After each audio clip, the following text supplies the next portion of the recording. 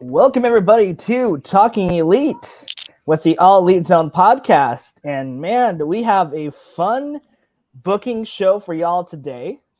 So let me introduce you to my faction of the craziest guys I know in fantasy booking. So first, we're going to start down below. We're going to start with the man that literally went through hell to get here today. He had a root canal surgery, but his match card, which we'll get into later, is so dang good, he decided to come in for you guys. Please welcome everybody's favorite hardcore extreme booker, Aiden. Yeah, Aiden flu game today. And next, coming from parts unknown, he is the Florida man of All Elite Zone. He is the crocodile wrestler, the bearded oneer, Adam. Hey, hi guys. I'm doing my Ethan Page. Welcome to the show, Adam. So glad to have you. And finally, we have the mastermind. He is the leader of our crazy faction. He is the Roman Reigns, the CM Punk, the Jay White. He is our producer. Connor, welcome to the show. It's great to be on. I've been on really the last few weeks. The enthusiasm. Yeah, we have Connor, almost everybody calm tonight. Good to have you back. I'm glad that you've had. Well, I couldn't top that entrance with everybody. I couldn't top that entrance. I felt like I was at a sporting event or something. That was awesome. I know. Yeah. I would have done my couldn't top Justin it. Roberts impersonation, but I don't want to blow out Connor's his producing equipment. Yeah, don't do that. All right. Yeah. So we are having a fun show tonight. We're doing a fantasy booking / predicting the 2023 as a time of recording, the All Out 2023 card. So I put a stipulation in last week. We had 10 matches and 2 pre-show matches. So we have not seen any of each other's cards or results of how that is going to go.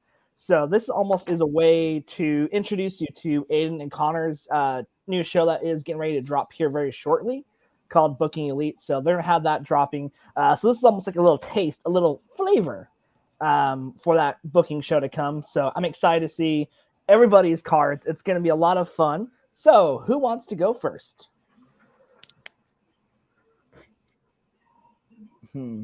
I'll go first. All right, Connor. All right, Connor's going first. So I had a hard time fitting 3 different people on this card. The 3 being Bryan Danielson, Hangman Page, and Chris Jericho. So this is a very, very stacked card with a lot of people on it. So I guess we'll just go with the pre-show matches first, I guess, buy-in. I know it was 10 matches, but I had to go 12 matches for just to fit all 3 of them in, and 4 pre-show matches. But all right, so the buy-in, pre-show, whatever they call it, or is it 0 hour? 0. Yeah, 0 hour now, I believe. First, I got a tag team turmoil match to determine the number 1 contenders, 40 tag team champions.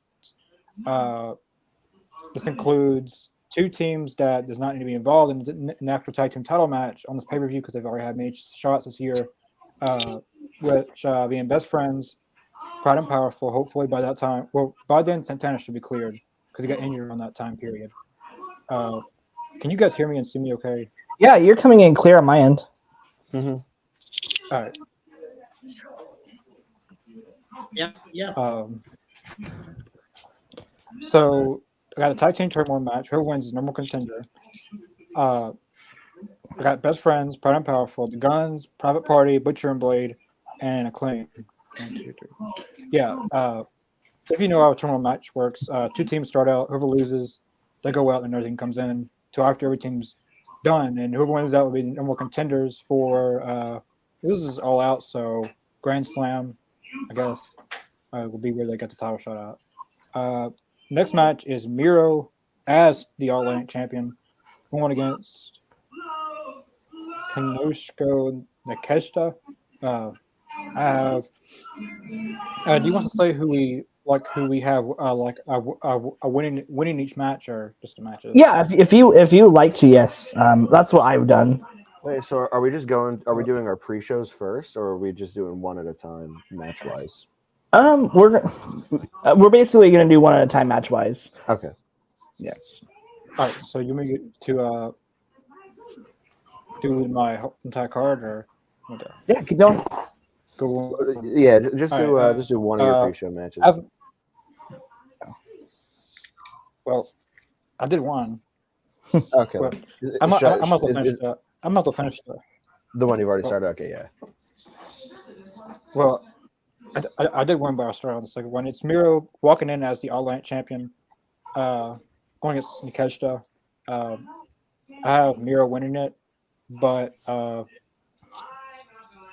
by a knockout. So it leaves for Nikeshita to beat Miro at Grand Slam. Another match. I want to see a series of matches with these two.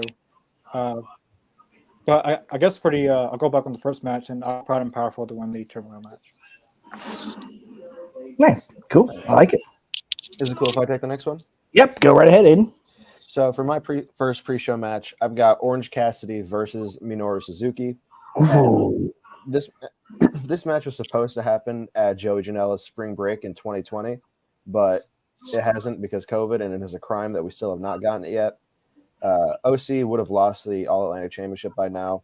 You'll see to who in a bit. So this is just a way to ensure that one of their biggest merch movers is staying relevant. And then plus Suzuki on pre-shows is really good. Just look at Suzuki versus Danielson on that Rampage pre-show. Very good match. And for this match, Orange Cassidy pins Minoru Suzuki after an orange punch. Ooh, I like that finish. Nice finish. Adam, what about you? So I've got for my first buy-in, you kind of got like a preview of it last night during the Battle Royal, but I got Best Friends and Danhausen against 2.0 and Garcia.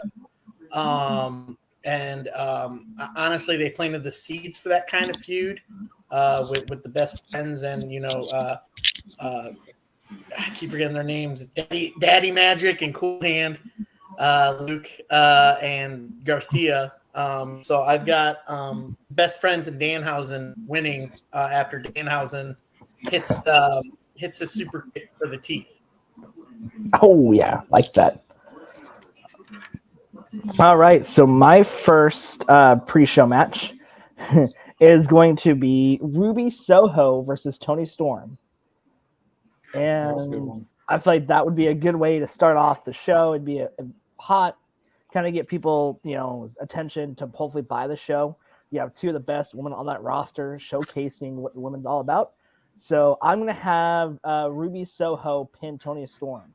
I think Ruby Soho needs a little bit of time to shine and hopefully build her up to be the next, competitor in the company for the championship.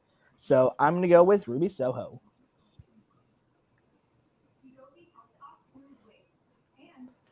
All right, Aiden, I believe it's your turn since Connor's already done two. Okay, then. So for my second pre-show match, forgive me, this one's kind of a bit of a lengthier booking, but I have a Women's Casino Battle Royale for a shot at the Women's World Championship, and participants include Hikaru Shida, Red Velvet, Layla Hirsch, Sky Blue, and Athena in the Aces, Madison Rain, Nyla Rose, Riho, Serena Deeb, and Toni Storm in the Spades, Saraya, Marina Shafir, Ruby Soho. Have I said Ruby Soho twice? No, I don't think so. I said Riho. Okay. Ty Mello and Anna Jay in the Hearts, and a returning Paige Van Zant, Maki Ito, Penelope Ford, Willow Nightingale, and Yuka Sakazaki in the Diamonds. And then I'll reveal the Joker at the end. So this match kind of has a few story beats going on. Story beat number 1 is Iron Woman Hikaru Shida. Shida really should be like labeled as AEW's resident Iron Woman, and her being the first participant in this match would really help that out. My second story beat is a tag team kind of like tease for what could be a good tag team division. Once the Hearts join in, all teams that are alliances that have already been formed, they get a little bit of a moment to shine. You start with Saraya and Tony Storm, kind of run roughshod on the division. Then the baton passes to Sky Blue and Madison Rain, who take out Tony and Saraya with their superior teamwork. Then it goes to Nyla Rose and Marina Shafir, and then to Ruby Soho and Willow Nightingale. And lastly, it's passed to Anna Jay and Ty Mello, who I believe have been the longest-standing women's tag team in AEW. Story beat number 3 is a Joshi showcase. So after the Diamonds join in the last group, 4 women stand in the middle while others are either out on the ring or down on the apron, not eliminated though. So it's Hikaru Shida, Riho, Maki Ito, and Yuka Sakazaki. And then we get like just 4 minutes of pure Joshi sequence from those 4. And then it kind of just establishes a Joshi style in AEW, which is where the division should be heading, taking a deeper turn there. And story beat number 4 is the Joker. Thunder Rosa returns to confront her past. The last remaining participants are Shida, Athena, and Storm. And so the countdown begins 10, 9, 8, yada, yada, yada. Thunder Rosa's theme hits, and she sprints to the ring, determined to win back what she never lost. She hurls Athena out of the ring with Shida, and then the two, Shida and Rosa, like kind of duel with Rosa winning because Shida's been in there for so long. And so you have Thunder Rosa versus Tony Storm, former partners in Thunderstorm, with a chance at the AEW Women's World Title, and Thunder Rosa wins. Ooh, I like that. That had me. I want that now. So Tony Khan, if you're listening, please book that for All Out. Adam, your turn. What's up, buddy? What you got? So my second match, actually, once he gets back, because I don't know if he was feigning injury, but he just had a match for New Japan, but Ed Kingston versus Ortiz. I think they built this story a while. We saw the turn of Kingston. I see them having a very grueling back and forth match. A lot of emotion to it too, because they've been best friends before. You know, Eddie Kingston with a couple of slaps to him, telling him to stay down, Ortiz being that pride and telling him, no, I ain't staying down. Let's do this. And they keep going back and forth, hard hitting. Kingston, obviously, we saw using a chair on Ortiz previously, tries to do it again, and the returning Santana comes back to stop him and allow Ortiz to get the roll up and victory on Eddie Kingston. Oh, that's a good. I like that. That would make sense. That'd be a good build. You already have that little bit of turmoil right now with the two. So yeah, I could. And then you also get to bring Santana back from his injury too. It's a good way to reintroduce him from his injury. To intervene in this match with his brother from Pride, and then Eddie Kingston. So yeah. For me, this one's going to be the battle of the Darks and Dark Elevation. This one's going to be told specifically on those YouTube shows only, and it's going to lead up to a future match down the road. It's going to be between Broken Matt Hardy and Kip Sabian. So how you would build it up, you would have Matt Hardy just be normal Matt Hardy, okay? And then I would have Kip play mind games, just be that constant heel. I would have him beat Matt Hardy on Elevation and have him embarrass him, like put the box on him, super kick him, just make him look weak, and then have him challenge. And then he'll have an open challenge for 0 hour, and then Broken Matt Hardy will appear. It'll be a good back and forth one-on-one match where I will have Kip Sabian, or I will have him go over Matt, and then at the end, I will have Matt Hardy get up, do his yes, feel the hate, Kip, feel the hate like you were, feel like the shame, and then what I would do is I'd have that lead into the next pay-per-view where you would do a cinematic match, where it would be at the Hardy compound, where it would just lead up to the Lake of Reincarnation match. So that's who I have. I have Kip Sabian beating Broken Matt Hardy with a potential cinematic match down the road. And David, I am not drunk. I am just playing Matt Hardy. There's a difference.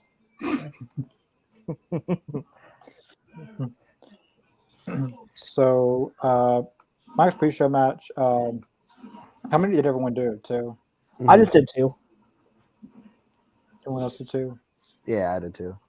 I did too. I guess I'll just go. This is my last 2 since y'all. As my last match, Orange Cassidy not the All Night champions, so I have a 10-man tag with Silver, Reynolds, Uno, Orange Cassidy, and Paul White. Paul White does not have to do much in this match because they're only going against Kip Sabian, Butcher Blade, Luchasaurus, and Lee Moriarty. I think I stare down with Paul White and Luchasaurus would be pretty cool. Even if all Paul White does is choke slam. And the next match is Allie and Penelope versus Sky Blue and Madison Ram. That'd be a good one. Is that on the main card? I actually did 4 Okay, pre-show I got matches. you. That's Those fine. were the 10-man tag and the women's tag matches. The final 2. Isn't there usually like 3 to 4 matches on 0 hour anyways? I can't remember. That's why I just said 2 to kind of just keep it easy. Yeah, last year at All Out it was 4. Yeah, so no problem. All right, so now we're going to go into the main show here. Connor got a little extra credit. So we're going to go to the main card here, and I'm going to have Aiden start us off on this one. Aiden, Okay. What is your first match? My first match as the opener, and this even could be a main event, but it's the opener. FTR, the tag team champions, versus the Young Bucks in a best 2 out of 3 falls match for the AEW tag team championship. Would be good. So at Revolution, FTR hopefully win the tag team titles from the Gun Club, and the Elite lose their trios titles to House of Black. FTR are cutting a promo how they've proven they're the best tag team by having the belts, but there's another team that they feel they have played second fiddle to. Young Bucks come out, they say FTR, all they do is complain. They haven't had enough opportunities. They weren't happy when they had 3 belts, so why would they want the Young Bucks to take their belts away again? So, and then they put over how it's a feud built on tag team philosophy rather than just being specifically for championships. And so it's FTR who feel they need to redeem themselves against the Bucks, and it's the Bucks who are feeling FTR not remembering. I don't want to say remembering their place because that sounds like they're heels, but they're kind of like, don't forget the company you're standing in. It's named after us. That's kind of what their mentality is. I like that. It's a basic story, but I want to prove their ideologies they're not, one is not better than the other. They're just two different ideologies. But FTR finally avenged their loss and retained the AEW Tag Team Championship. And this doesn't even have to be the end of the Young Bucks versus FTR. I get that it's the rubber match, but you could do a best out of 5 series if you really want to. I think that'd be a good way to kick like best of 5 series off. So Jason also put before we move on to Adam, Jason put FTR versus Bucks never got the moment. I guess I'll go next. You're good. I'll go next. So I actually have Orange Cassidy holding on to the All Atlantic title until All Out, but I have him in the opening match since he's been doing it a lot. I've got him going against Sammy Guevara and Action Andretti in a triple threat. I think the storyline between Guevara, Andretti, and all that continues to All Out. Because you know Tony Khan loves long-term storytelling. So I think Orange Cassidy has that whole moment like it's involved with those two, and I actually see Action Andretti winning the All Atlantic title. Honestly, because of the whole background with him. If anybody knows, the reason why he went over Chris Jericho was because Chris Jericho saw his match on AEW Dark and was like, I got to put that kid over because that kid's talented.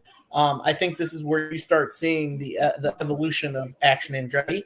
I see Sammy Guevara take out Orange Cassidy, and then somehow the rest of JAS get involved to keep Orange Cassidy distracted. But it also distracts Sammy Guevara, and Action Andretti takes advantage of that and takes Guevara down, pins him. It's also a good protection on Orange Cassidy because Orange Cassidy doesn't have to take the pin and everything like that. It continues the storyline of Orange Cassidy and Best Friends and Danhausen continuing that story with JAS. I like that. Really cool. I would love to see that three-way. I think that'd be a banger. Yeah. All right. So for my first match, I am also going to do an All Atlantic Championship match. This one will have Takeshita. He will be your champion going into this. Basically, I'd have him beat Orange Cassidy on Dynamite probably about a month beforehand, just to kind of spice up Dynamite, building up to it. And then I'm going to have his first challenger on a pay-per-view level be Ethan Page. Ethan Page is one of those good heels that he could put on a great match, of course, with Takeshita. I think it'd be a good back and forth, both different, nationalities, of course. I think it'd be very intense. And then I would have Takeshita win clean. Then after the match, you see a vignette on the screen. And you hear the redemption. And then lights go out. Lights come back on. And Miro, in a beautiful, just white robe, removes his robe and attacks Takeshita, putting him in the accolade. He takes the championship, knocks into Takeshita, and then heads off into the crowd with the championship, leaving Takeshita a bloody mess in the middle of the ring. And that was for the All Atlantic? All Atlantic Championship, yes. I like that. I like Miro returning and immediately beating babyface Takeshita because he's a great babyface. People love him. Even though his English might not be the best, you could really just tell like his raw charisma, whether it be like physical charisma or just even when he's cutting a promo in Japanese, his raw Japanese charisma. People can just get behind it. I like it. I want to just comment. Since we all basically have been All Atlantic, I haven't seen Juice Man. Well, thanks for watching. I'm not trying to hijack it, but the show. But for me, Miro versus Orange Cassidy for title. For me, Orange Cassidy versus Miro versus Orange for the title. Match 1. I think that'd be a good idea. I think you could use that as a leverage to get Takeshita the strap. If you want to go that direction, he could beat Miro, and I think Miro could hold the championship for a good chunk of the year. So yeah, I think that's a good idea. I like that, Juice Man. All right, Connor, your turn. What is your first official match? So, this is tough. This call was tough. And not knowing if Will Ospreay is going to be at the company, then someone's not going to be on the card. Who should be. But the first match I got is this is the first ever, actually, in AEW history, maybe. I have a women's match opening the show.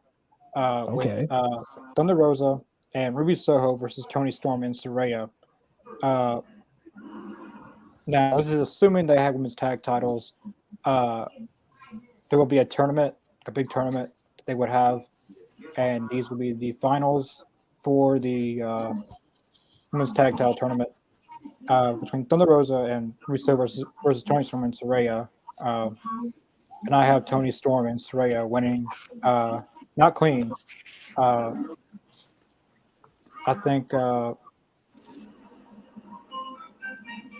Leva Bates. She was in WWE. Not many people know that. But I would have her under the ring and cost Toni Storm cost Thunder Rosa and Ruby Soho. I don't know how far they would go on with the story with former WWE versus homegrown AEW women, but her maybe joining Toni Storm and Saraya. But if not, I still got Toni Storm and Saraya winning that match. Ooh, that's a good one. I like that. I can actually see that happening. Yeah. All right, Aiden, what do you got? So my match number 2, it might not be like a spectacle in ring wise, but I think that this is one of the better stories that can be told. I've got Red Death, Daniel Garcia versus Chris Jericho. So as all Jericho feuds go, this one is kind of dragged out a bit too long. But leading up to Garcia inevitably leaving the JAS, Sammy and Garcia form a tag team. That's also happened in real life so far. And they want to relieve FTR of their tag titles, obviously to no avail. Sammy, what he's been doing in real life also, patronizing Garcia, giving him backhanded compliments and generally being really passive-aggressive. And while also Jericho continues to gaslight Garcia. Who was it that donated to you and your friend's hospital bills? who was it that gave you a chance to sports entertain again? He says to Garcia. And so, like, Sammy's motivation for his heel behavior is that he's worried that Garcia is going to replace him in Jericho's eyes. Jericho took a chance on Sammy, had him in the inner circle in the first ever Dynamite. He should be Jericho's boy, but he feels Garcia is replacing him. Sammy feels he owes Jericho everything. He has to be better than this kid. Eventually, Sammy and Garcia have a match with Garcia coming out on top. And Garcia's motivation for wanting to leave is that he's known for a while now that he's a professional wrestler. We've seen that in the feud with the Blackpool Combat Club. While he might have felt that he owed Jericho for his generosity, he doesn't need to become his avatar for him to repay him. Garcia's relationship with Jericho is toxic. You paid for my hospital bills. You paid for my friend's hospital bills. You have mentored me through this business. You gave myself in 2.0 a bigger stage to shine. I will always be thankful for that. And I'm so glad that our paths crossed and that you took a chance on me. I will never forget that. But it's time that I move on. This is not me. I'm a sports entertainer. I'm not a sports entertainer. I messed up the line. Oh, my goodness. That's embarrassing. Take two. I'm not a sports entertainer. I am a professional wrestler. And so Jericho believes Garcia is an ungrateful kid who took advantage of his star power to get a leap in the business, while Garcia just wants to be his own man. And at All Out, Chris Jericho taps out to Daniel Garcia's Dragon Slayer. Ooh, I like that. I like that Dragon Slayer finish. That'd be a good way to. I think that's kind of going to happen eventually this year between the two of them. So I feel like that's going to be pretty on par with probably how this year is going to go. So nice booking, Aiden. I like that one. I try to write a more human story, not one that's just professional wrestling. One of he feels that he's like he needs to repay his generosity, but he doesn't have to do it by whatever Jericho says. Yeah, I like that. Very human. Where's the line between wrestling and reality? So I like that. All right, Adam, what you got? So this is where it comes to a head. I got the Elite versus House of Black for the trios titles at All Out. I think they drag it again. Long-term storytelling. I think they drag it along. I think on television you get a couple of singles matches between the members of the groups. You may have also a couple just two-man team matches against them. They drag it along, and then finally, House of Black just says, "Just give us the match," and the Elite say, "You're on." And I see House of Black actually dethroning the Elite. And then after the match happens, you hear Cult of Personality hit, and then you hear FTR music hit, and you finally get to see the Elite face-to-face with CM Punk and FTR, which they also have matches on the cards later for me as well, both Punk and FTR. I think you get CM Punk returning sooner than All Out, but you get that build of the Elite versus CM Punk and FTR. Yeah, I think that'd be awesome to see. I think it's going to happen sometime this year, so that would be a good way to continue on the story. That way, it's still like Ethan's comment real quick, and then I'll add my 2 cents. He basically says he doesn't know how they could drag feuds all year long. I think with FTR and CM Punk and the Elite, there's a story there that it's already kind of built suspense, so that's something that could still stay fresh as they go. So, Adam, I could see that. That's a really good booking on your part. Nicely done, man. I like that. All right, so my second match is going to be a open challenge for Jade. So I have Jade going 75-0 all the way up until or 100-0, depending on where she's at right now. Yeah, I'm gonna have her go giving her the Goldberg treatment there, bud. So I'm gonna have her go all the way. Yeah, and have her go all the way through as champion. And have her come out and be like, "Man, all you bitches can't handle me. You kidding me? I am 100-0. You can't handle me."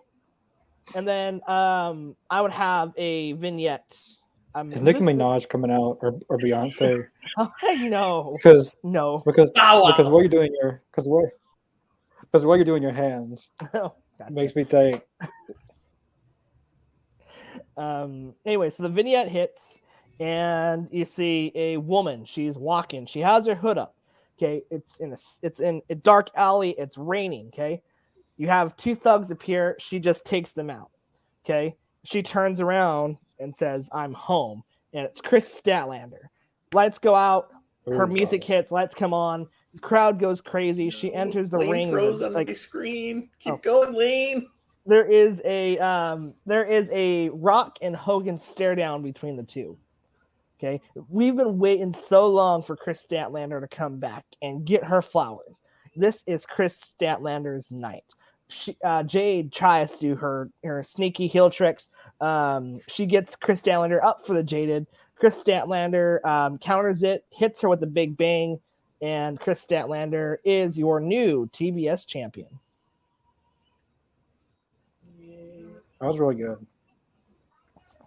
I feel like it's a good spot in the card. That way, like, because I feel like with Jade's matches, they're always like that pee break, like halfway through, or like right before like the next big part of the night. So I feel like if you do that, you can have Jade show that she's improved, and then you have a really good, challenger that takes that strap off of her and basically builds up that championship back to where it should be. So yeah, I have Jade losing the championship to a returning Chris Statlander. That's really and good. David, I thought this was funny. You got James sending no. It's probably gonna happen though. That's the sad part. Yeah. All right, Connor, you're next. What's up? What do you got? My match is a little bit crazy. I don't know if they could ever get this guy back, but if they could, it would be worth a shot. I don't know what to say this match. I don't know. It could be too many cages and pages. Just do it, man. Just do it for the ages, man. All right. I don't have Brian Cage in it. I don't think he's going to be with AEW too much longer. So I got Adam Page versus Ethan Page in a steel cage with Diamond Dallas Page as the special guest referee. This match, who did I say? I said Ethan Page, Adam Page, and I don't forget what I said. Too many pages and cages. I have Adam Page versus Ethan Page. I'm confused what I even said. You're good. You're good. You got this. What? Oh, what I have.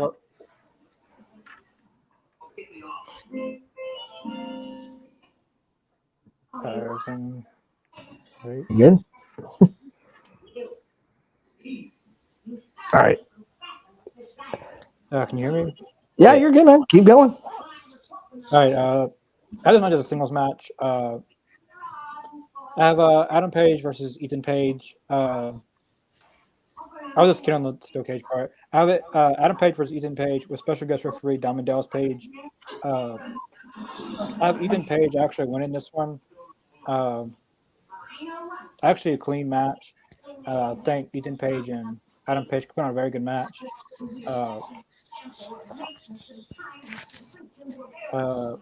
Diamond Dallas Page, I tried to figure out something he could do with QT Marshall because they had a little bit of thing going, but I don't see how that could work because his last name's not Cage or Page or Gage or anything like that. But I got Adam Page versus Ethan Page, and this match is a match I've actually wanted to see for a long time. The last time these two went against each other was in ROH 2005. Ethan Page was in Ethan Page versus Hangman Page. Well, his name was Ian Hangman. It was Adam Page. Which happened in Ring of Honor. So I got Adam Page versus Ethan Page with Ethan Page winning. I like that. Battle of the Ages in a cage. I like that. I think a lot of fans will pop for that. I personally would pop for it. You're good, man. Too many ages in your sentence. That's okay. All right, Aiden. Match number 3. What do you got?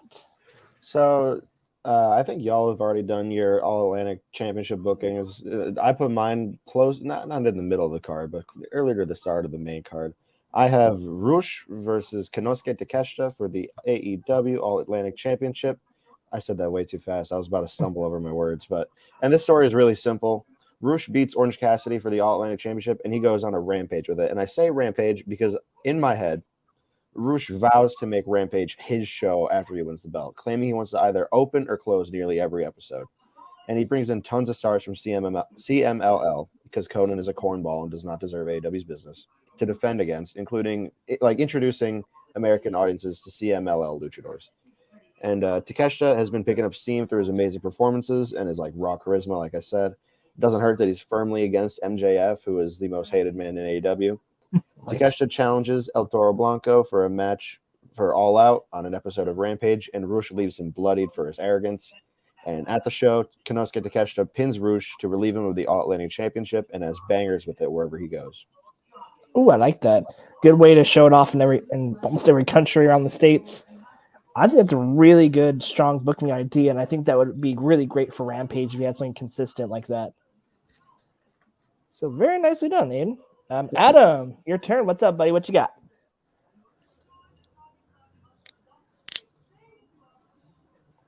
Adam, you're on mute. Adam, you're muted. Adam, hold on one second. You're on mute. Okay, sorry about that. You're good.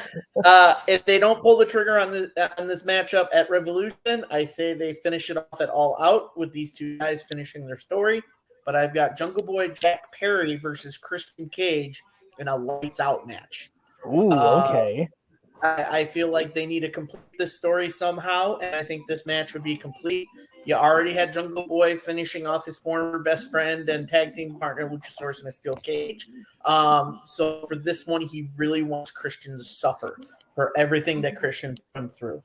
Again, the story between those two were a year in the making when Jack Perry eliminated Christian Cage from the Battle Royal the previous year, and finally Christian Cage got his revenge on Jungle Boy with the turn. So I feel like this is where you finish it off with All Out, where you got Jungle Boy Jack Perry finishing off Christian Cage. They battle all through the arena. Tables are involved. Chairs are involved. Christian goes for a concerto, and Jungle Boy actually gets out of it.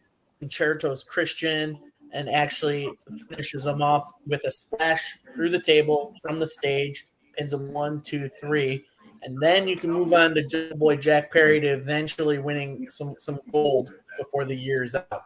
So whether that be the TNT title, the All Atlantic, or even being the next number one contender for the world title. I think that's where you end the story between Christian Cage, and then Christian Cage can finally be like, I'm done. He can retire, and he can actually work as a backstage producer, backstage coach with all the young guys coming through and everything like that. Ooh, I like that. I think that'd be a good way to end the feud finally, because I think this feud's really been a year in the making at this point with the injury. So with who knows what could happen at Revolution if that can continue. I have something a little bit later in my card involving Christian Cage, so I think it'll be interesting. I can't wait to share this one. All right, so we pan to the ring. We see Justin Roberts. Ladies and gentlemen, it's time for the Casino Battle Royale. Now, the wrestlers with these spades cards, please make your way to the ring. Okay, you have the Dynamite music hit. Out walks Ricky Starks, Brian Pillman Jr., A.R. Fox, Roosh, and Orange Cassidy will be your first 5 to start the match. Then your hearts come out. It's going to be Eddie Kingston, Keith Lee, Preston Vance, Dante Martin, and Jay Lethal. The clubs, you have Luchasaurus, Hangman, Pac, Austin Gunn, and Big Bill. Then your diamonds, you have Adam Cole, baby. You have Swerve. Then you have good old Slapnuts himself, Jeff Jarrett, Danhausen, and Colton Gunn. Okay, so the match, it gets really, really close. Okay, you have a lot of talent going everywhere, flying. Bodies are going outside of the ring. Okay, and then you hear the Joker. Reach for the sky, boys. And out walks your Joker, Mark Briscoe. Okay, this just becomes a giant slobber knocker. Okay, he has the most eliminations of 4. Okay, it comes down to your final four. You have Adam Cole, Mark Briscoe. Okay, you have Jay Lethal. And then to top it off, you have Roosh, who has just been one of the Iron Man in that whole match. Okay, it comes down to four of the pillars, I would say, of the ROH. Okay, so so the final two, you have basically Roosh gets thrown out first by Adam Cole after a giant super kick off the top rope. Okay, so and then you basically come down to Adam Cole and Mark Briscoe and Jay Lethal. Mark Briscoe hits Jay Lethal with a J driver. He then picks him up over his head and says, "This is for Jay," and just throws him over the top rope. Now you have a good one-on-one match between Adam Cole and Mark Briscoe. Okay, these two know each other very well, so it's back and forth hits, Panama Sunrise kick out, J driver kick out, and finally Adam Cole gets up, hits him with a V trigger. Okay, he then picks him up and knocks him over the top rope, and Adam Cole, baby, is going on to challenge for the big world championship against MJF. That's really good. I feel like if you have, I feel like it's a good way to get Cole into the title picture, and then you have, especially with Ring of Honor, hopefully at that time picking up more steam momentum. I feel like that'd be a good way to help also promote your Ring of Honor brand. And then I have another good little thing for later, and I'll show you why with the Adam Cole moment. So, Connor, what is your match? Mine is actually a little bit similar to your last match. You had the Casino Battle Royal. Last year, they had the Casino Ladder match at All Out with, MJF kind of returned in that match. Not really, but kind of. He was the Joker. The Joker won the Casino Battle Royal. And it was later revealed it was MJF at last year's All Out. But I have the same stipulation, Casino Ladder match. This match, as I said earlier, was hard to fit Chris Jericho, Bryan Danielson, and Hangman Page. So this match helped with that a little bit. So the contestants are Keith Lee, Shane Swerve, Angelico, Bryan Danielson, Ricky Starks, Action Andretti, Shawn Spears, and Pac. And for a Joker, this one's going to be, I don't know if I say controversial, but I like controversy. Let's go. I have Austin Aries. Oh, I love Austin Aries. One of the greatest heels in wrestling. Austin Aries and Bryan Danielson had a very good match in AEW. Well, not AEW. Ring of Honor, long time ago. But Austin Aries is part of the ROH brand, which kind of leads to lanes with Mark Briscoe being in the single match. But I don't have him winning. I have Keith Lee winning the Casino Ladder match. Basically the same spot that Keith Lee and Wardlow went out of the Face of the Revolution Ladder match at Revolution 2022. But this time it's Bryan Danielson and Angelico, and Keith Lee just throws him off so he gets that revenge. What happened last time, which prevented him from winning this type of match. And I have Keith Lee becoming the Casino Ladder match winner and going for a future AEW World title shot in the future with this match. Most likely at a Grand Slam at that time, because after All Out, it's normally a Grand Slam. So depending if MJF is still champ, would be MJF and Keith Lee at Grand Slam. I like that, especially with Keith Lee. I feel like he's one of the ones that I would love to see as some kind of champion in that company before he retires or leaves.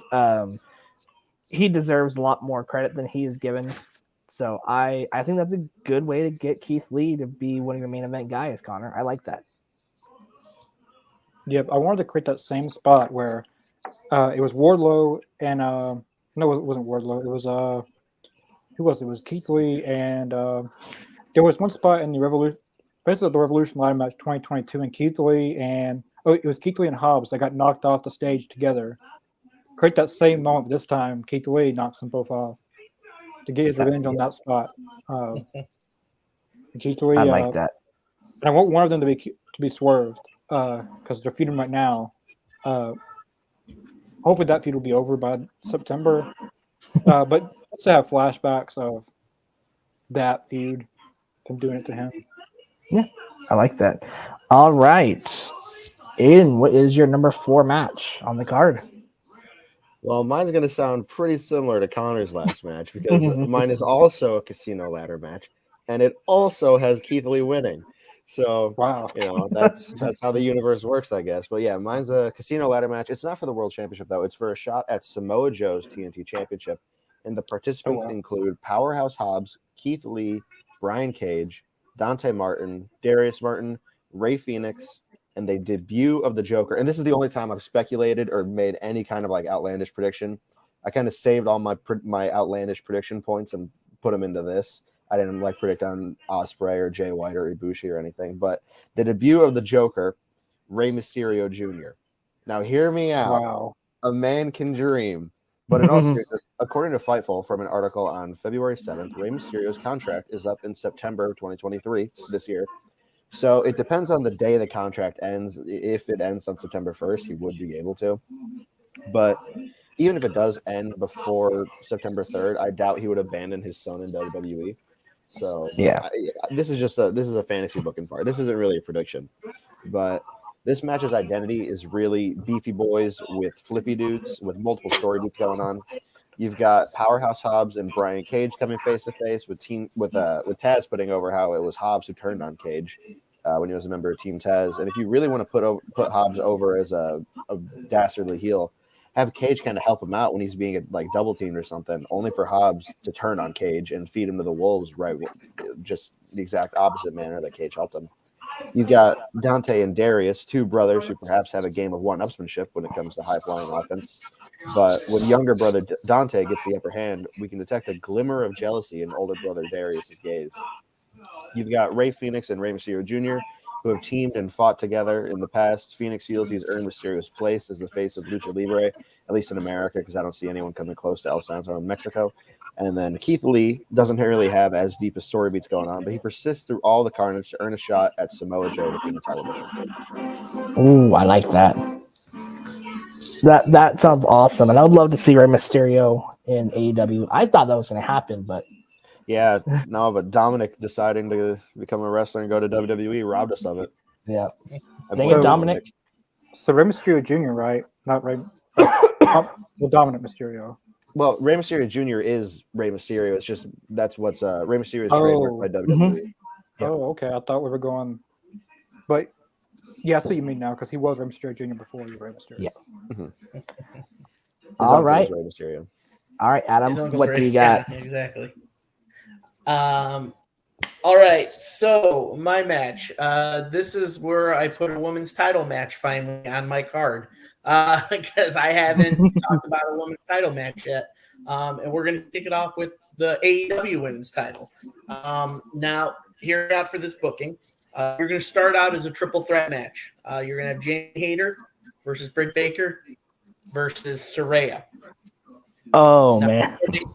Before they start, Tony Khan comes out. This is the only time you'll see Tony Khan come out on screen on a pay-per-view. Okay? This is the only time you'll see it. Because eventually he's going to do it. He's going to want to come out on a pay-per-view or whatnot. And he'll say, listen, I know you girls are ready to fight, but I just got word that I have to add another participant to this match who wants a rematch for a title. Here she is, and it's Thunder Rosa. If Thunder Rosa is all cleared by then, she steps up, and it becomes a fatal four-way now between all four of those women. And it's crazy because then you finally get that face-to-face moment in the ring with Saraya and Thunder Rosa. Both, I wouldn't say controversial, but both bigger-than-life female wrestlers in the industry. And obviously, you also get the face-to-face re-encounter of Britt Baker and Thunder Rosa, who had a wonderful storyline for the women's title, even before the women's title. So coming down to the end, you get Thunder Rosa getting very close to regaining the title she never lost until Jamie Hayter comes out of nowhere. Thunder Rosa gets the Blue Thunder Bomb, tries to pin Britt Baker, and Jamie Hayter throws her out and pins her friend, Britt Baker, to retain the AEW women's title. I like that, especially I think Hayter needs to have a good title run. And Adam, and you'll see why a little bit later, but I have a very similar booking to your match. And honestly, there's a lot of stories intertwined in that Fatal 4-Way already. So, yeah, I feel like it'd be like one that you can continue throughout the year. You like I said, you can have Britt Baker versus Hayter, one-on-one before that, that All In pay-per-view. So, and then have Saraya insert herself back into it and just revisit what's been going on now. So, nicely done. Or because the moment you could have Saraya break off and now go after Thunder Rosa, because Thunder Rosa's basically been part of AEW for a long time too. Yeah. And the story of Saraya going after the old school, like the day one AEW women, she can kind of focus her attention on Thunder Rosa and be like, you're one of these pillars and I hate you for it. So yeah, I think that's a pretty fair idea there. All right, my number 4. This one's not really a filler match, but this one is they could build up to it, kind of like how Swerve and Keith Lee was going. So I have Jungle Boy versus Hook, and Christian Cage will be in Hook's corner. So this is where I would start pushing Hook more on TV as a character and a wrestler. I would have the two go at it back and forth. I would have Jungle Boy put Hook in for the snare trap, but Hook gets out of it, counters, puts Jungle Boy in a chokehold because of a distraction by Christian Cage, and then have Jungle Boy tap out to Hook and have Hook continue on just a dominant run like his dad did.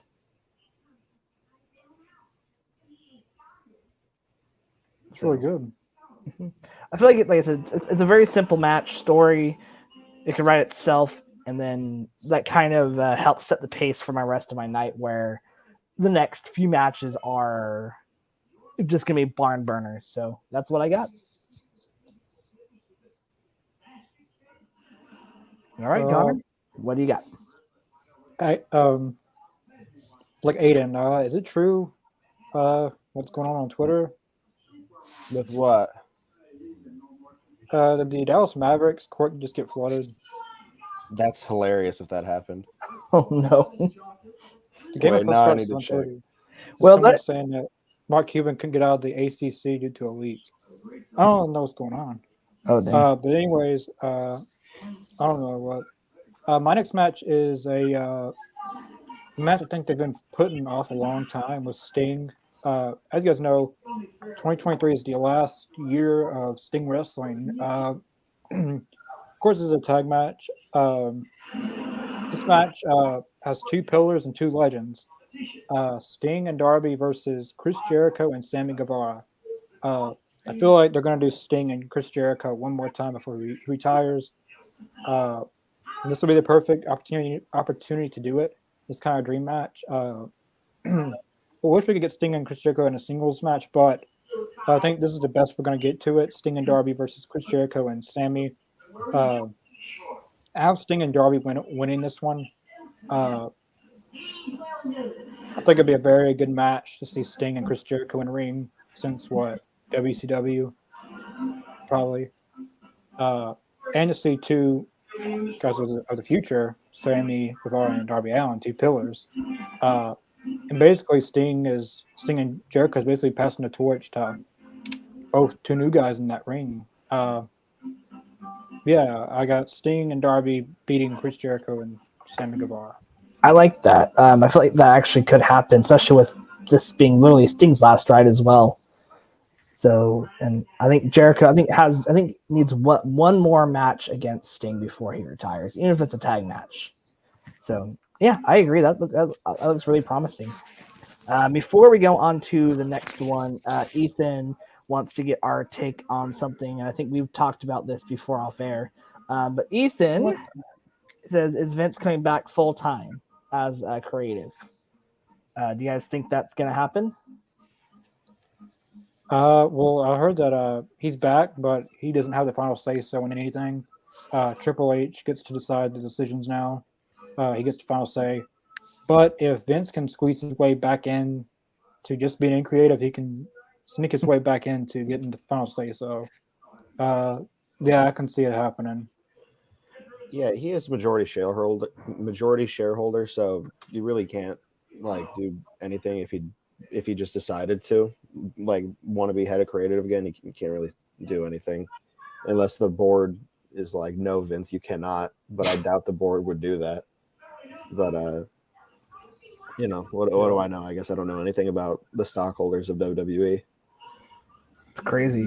No, and I agree. It's like 5. No, I'm just saying you can't associate WWE without Vince McMahon.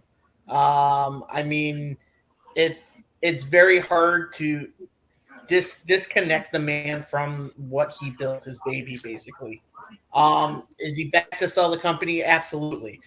Does he have a hand in creative? From what I read, and I don't really delve much into the dirt sheets, but from what I've read, there are some sources saying that Vince does put some input in for creative, but it is Triple H that has final say with creative. But there is that little underlying, scare, especially amongst talent, that Vince might be back somehow full time as creative. And if it does, then it happens. And are you going to lose some of the people over there? They're going to, yeah, you probably will. But I mean, you just have to see where it goes, because we can all talk about this, but until it actually happens, all we're doing is speculating and just discussing it.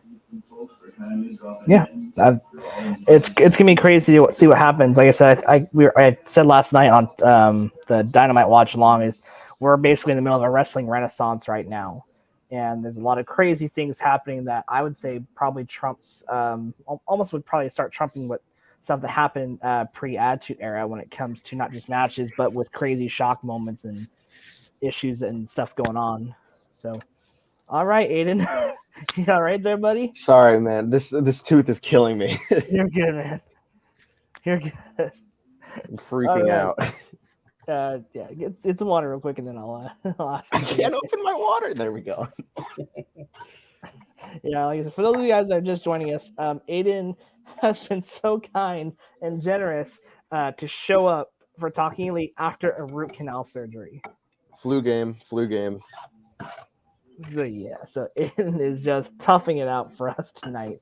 Oh, I'm not. Like his car, like I said, he wasn't wrong about his car. Like, he was very, like, when I saw that message pop up in our group chat, I'm like, oh man, he's got a root canal and he's got a badass car to go that he's so confident in. I'm like, okay, this is great. All right, Aiden, take it away. Okay, so I had these matches in a particular order, but I think it's been a while since I've discussed having a women's match, so I'm going to change around my order real quick. For match 5, I think that's where we're at now. I have Jamie Hayter versus Dr. Britt Baker, DMD, for the AEW Women's World Championship. And so this kind of banks on one thing, and it's that Mercedes Moné does not debut in AEW. Because if she does, I would nearly instantly put the belt on her, because that's just a huge star. It'd be great to have her as the champion. So this takes place sometime after hopefully we get it, women's blood and guts match between Team AEW Originals versus Team Outsiders. And so after that story, Hayter gets back to defending her belt, and Britt essentially starts making challenges for her, kind of similar to what Billy Gunn did for the Acclaimed when he challenged the Guns on behalf of the Acclaimed. And every time Hayter wins, Baker starts looking at the belt for longer and starts insisting that she hold the belt while Jamie is wrestling. And eventually this leads to Baker securing a title shot for All Out, where they both act like it's going to be just a mutual respect kind of match. But Baker turns on Jamie, and knowing she can't out-wrestle Jamie, tries her hardest to injure her arm in the heel turn beatdown. And so, gritting her teeth through the pain, Hayter hits a Haterade to set herself free from the doctor. Dude, I like Really that. good. great lead up and great match. So cool, man. I like that. Good women's match. And it's one that I think a lot of fans are anticipating. So yeah, I like that call. Okay, Adam, it's your turn. So I know before we went live, I said I only had 9. I'm going to improvise here and add my 10th right here. It's going to be in between 2 matches that I had, okay? And this is where the Battle Royale comes in for a number 1 contendership for the world title. I don't have particular orders or anything, but I do have an idea who comes down to the last 4. All right? You get Adam Cole in there. You get Takeshi in there. You have Rush in there.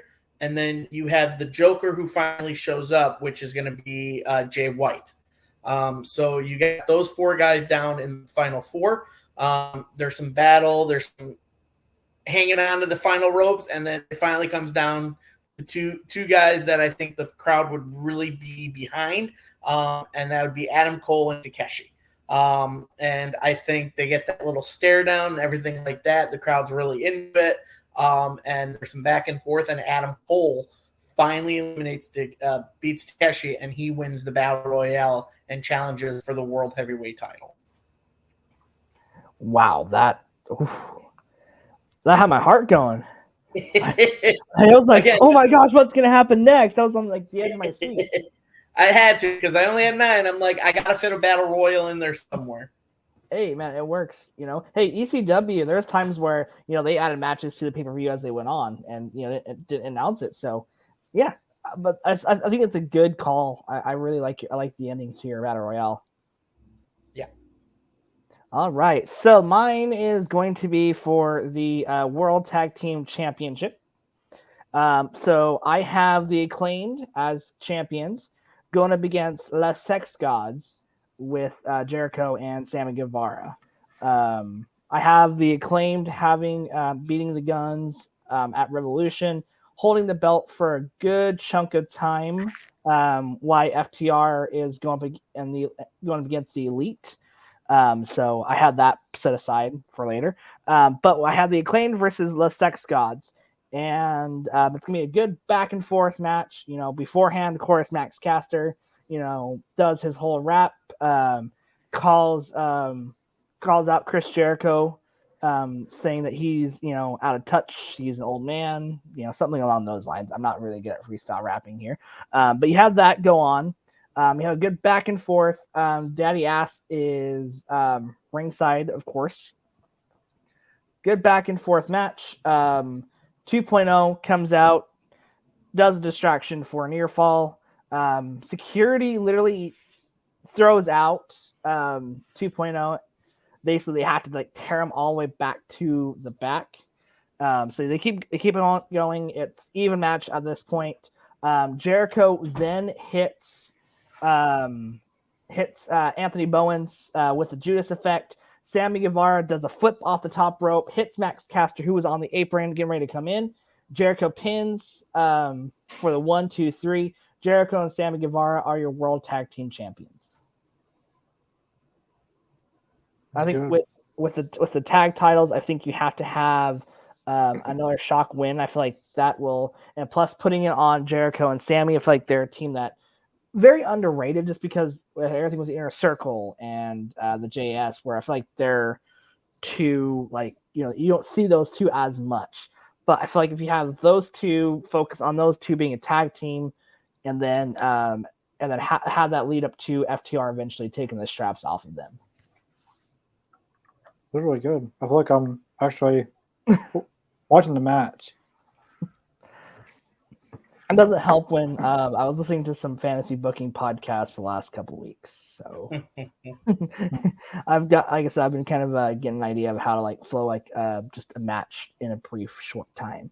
All right, Connor, what is your number 5 match? So my next match is a match that's never happened before, I don't think. If it has been at least 2 or 3 years, 2020, 2021. I have John Moxley going against Powerhouse Hobbs in a first blood match. John Moxley likes to bleed, so let's make it a stipulation. If he bleeds, he loses. Let's make it he bled last night. He bled the week before. Bled the week before that. And I have Powerhouse Hobbs winning this match. I think Hobbs and Moxley can put on a good match and a good feud. This will be a good feud to get Hobbs into things. You could have Moxley win, but I think Hobbs needs a big win. It could go either way, but it's been a good first blood match. You know, I think it'd be a very good match. They both seem like brawler types. Yeah, I got Powerhouse Hobbs winning this first ever first blood match in AEW. And none other, and who else to put it in than John Moxley? I like that. I feel like that'd be a very stiff opponent for Mox. It doesn't So make this Moxley time- look weak, and I feel like you could push a rocket to Powerhouse's back and just push him to the moon. So this time, Moxley doesn't want to bleed. He always likes to bleed, but this time, Yep. Match would end it for one punch. Yeah. Yeah. wow, damn, Right. wow, that'd be a shocker if Going like they to were the able to, Sorry. if like they could do that, but it would be so pissed off they did that. Like, another for blading is like you blade, and there's this glue, and you put it on your forehead or wherever you want to bleed at. And if you hit them really really hard, they'll start bleeding. It's called So wrestling. that's what Kevin Owens did, Vince McMahon. All right. Shrimp is actually one of my good friends. Thanks for watching, Shrimp. Hope you're doing great. And yeah, I think we're all doing good tonight, besides Aiden. Oh man, I'm doing great. The sarcasm I hear in your voice. Aiden on the struggle bus right now. I'm sitting right behind the driver, man. I'm telling you. But Struggle bus. All right. Okay, so we are halfway through our cards. Aiden, what is your number 6 match? my sixth match, Adam Cole versus Kenny Omega. And I'm not gonna Wow. lie, this is a way to just shoehorn Yeah. two of my favorites into the card. And like I was running out of ideas, but they do have a storied history to tell. Omega can bring up how Cole turned on the Bucks while he was gone, trying to destroy the Elite. Sorry, I thought someone was trying to open my door. That was scary. Oh, never mind. Yeah. Hey, yo, what's up? But yo, what's up? Sorry, Murder May just got back. But sorry, I'm just talking to some people. But yeah. So what was I going to say? Yeah, Omega brings up how Cole tried to destroy the Elite while its leader was away. And Cole says he knows. He made a mistake. He let his pent-up frustration and anger of being kicked out of the Elite years ago just boil and boil. And he waited for the moment when it would hurt the most to take revenge. He regrets it. He made a mistake. He would take it back if he could. Why would you want to hurt your former friends like that? And this feud is pretty much Kenny unable to accept Cole's apology while also being jealous that he was essentially replaced while he was injured, versus Cole, who's moved on and forgiven his own mistakes. Kenny yells that he should have stayed gone, and Kenny realizes that he's unjustifiably mad at Cole. He had a reason to be angry too. And so Kenny Omega, filled with rage, cannot beat Adam Cole, who wins this match and continues the feel-good babyface run. I like that. I like the stories there again with that one. You know, you'd have probably a 6-star Meltzer Classic on your hands with those two, and I feel like you haven't had really a chance for, you know, repercussions of the Bullet Club turning on Adam Cole. So I feel like that would be a good tie-in for a good feud. So yeah, I could see it. I was really imagining that, like that video package, and I got chills, man. I got chills. Okay, Adam, take it away. So this is where the TBS title comes into play, and it's kind of the same booking you would have done, Lane. So Jay comes out saying, I'm on this pay-per-view too. They don't tell her who her mystery opponent is, but they say you got an opponent at All Out. We'll let you know who. All of a sudden, lights go down, everything, and then on the screen, you see a figure, like you said, in a hoodie, jump roping, everything like that, doing stuff in the ring, and then finally removes, the hood, and it's Chris Statlander, and it just says, all woman Chris Statlander and new music, new everything, new ring gear, everything like that. She comes marching to the ring. Jade and the baddies are all like, "Oh shit, here we go." Again, Jade and the baddies try to do some heel tactics to keep Jade as champion. Statlander, eventually gets the upper hand, takes them all down, and then finally hits her move. Maybe she debuted a new finisher, everything like real that. Take the ease off her knees, new finisher, and pins Jade with it. 1, 2, 3, and Chris Statlander ends the undefeated streak of Jade and becomes your new TBS champion. I like that. I don't know why, but I thought like Rocky there for a second, like when I pictured Chris Statlander coming down to the ring. Like I was picturing Rocky. So I like that idea. Yeah. Like I said, I think it's a good way since she's been gone. She can reinvent everything. I mean, you see people reinventing stuff for their ring stuff and everything like that. They can come up with a new finisher, especially if it's something to do with her knee. She doesn't have to do too many moves that involve her knees hitting that hard, everything like that. She come up with something bigger to where it's like her back or something. Yeah, I think that'd be a good way to get Chris Statlander back in, especially since she's had 2 crazy knee injuries back to back like that.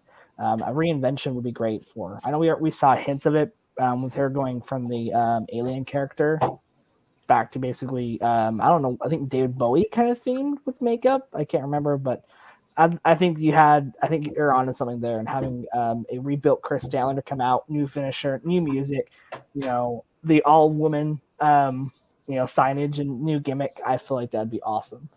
I feel like it'd be a dominant run. Yeah. All right. So I have the TNT Championship up next. So I have Wardlow winning the championship at Revolution. I feel like his build I feel like it's leading that direction now with his whole story and, with his dad and everything. I feel like they're heading towards another Wardlow run, but actually give him a good chunk of run for a few months. And then I would have Powerhouse Hobbs challenge him.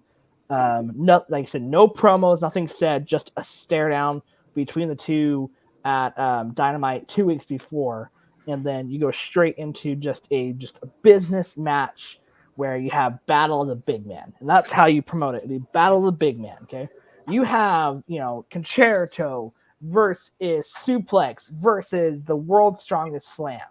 So basically Hobbs for the win. Okay, I think I'm gonna have Hobbs go over here, but he'll pick up Wardlow and do the World's Strongest Slam for the win. 1, 2, 3. Mark Henry takes off his headset because he came out for commentary on the match. Walks down to the ring. Okay, the 2 big men are staring face to face.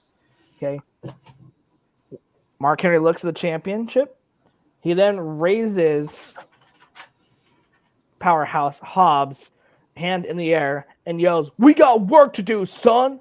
And then they go backstage, leaving a confused, concussed Wardlow staring up at the lights of what just happened.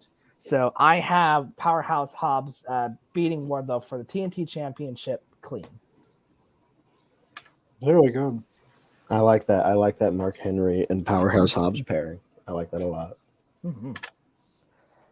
I feel like they're almost a spin image of each other when their career started, besides the whole Mae Young pregnancy with the hand thing. I'm going to leave that out. Yeah, I really wish at one point it was who was it? It was I can't remember his name. I'm blanking right now, but Hacksaw Butch Reed. That's who it was. He was talking about.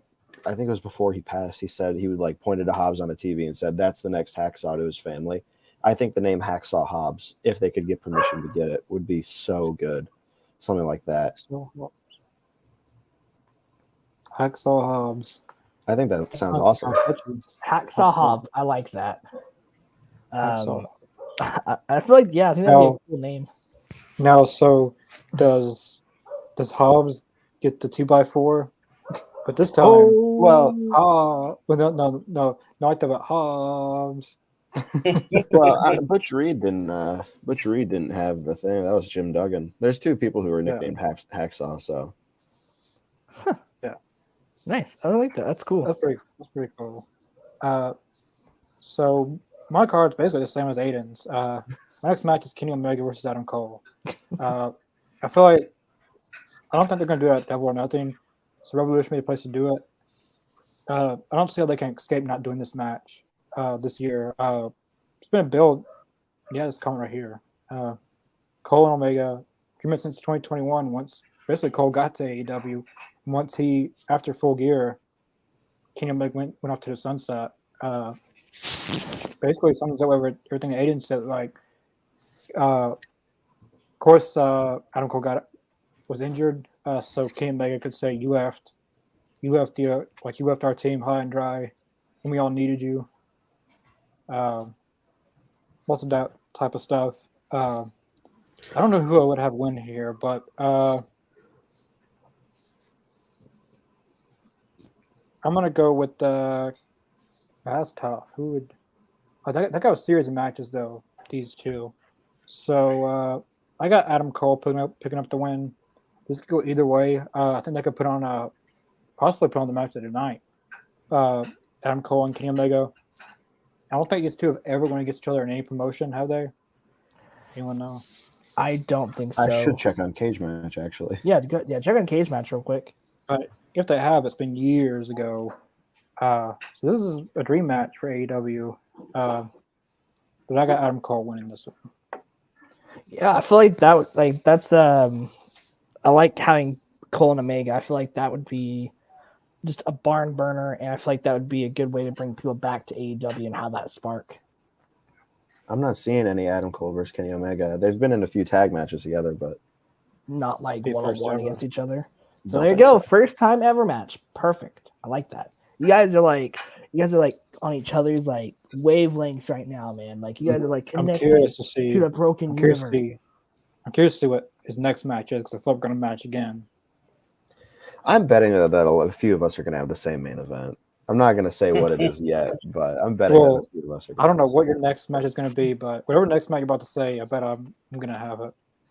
This one's kind of out there. I don't know if you'll have it, but match All 7 right, for me: Aiden. Swerve Strickland versus Eddie Kingston in a Chicago street fight. I forgot to mention that this probably takes place in from the Now Arena. All outs have, so I'm assuming that TK is gonna keep it consistent. Some context: at some point, Eddie Kingston forms a sort of mutual respect with Darby Allin, and when they team against like a common foe. I don't really have an idea for who it is. Just know it's based off of some kind of respect they have. And so for Double or Nothing, Darby and Swerve feud, which Swerve wins. And then on the next episode, with Darby out hurt, Sting confronts Swerve and his Mogul affiliates, but the numbers get to him, and he's about to be beaten down. So Kingston makes the save, which angers Swerve to no end. Eddie has a match on Rampage, and afterwards, Swerve and his group come out and lay waste to him. Swerve stands over Eddie's body, says, "Stay out of our business." And so that really kickstarts the feud with Eddie Kingston and Swerve having almost a cartoon villain evil off, seeing who can be more sick and twisted than the other. And so a few matches you can have for this build-up would be Swerve and Mogul affiliates versus Eddie, Darby, and Sting.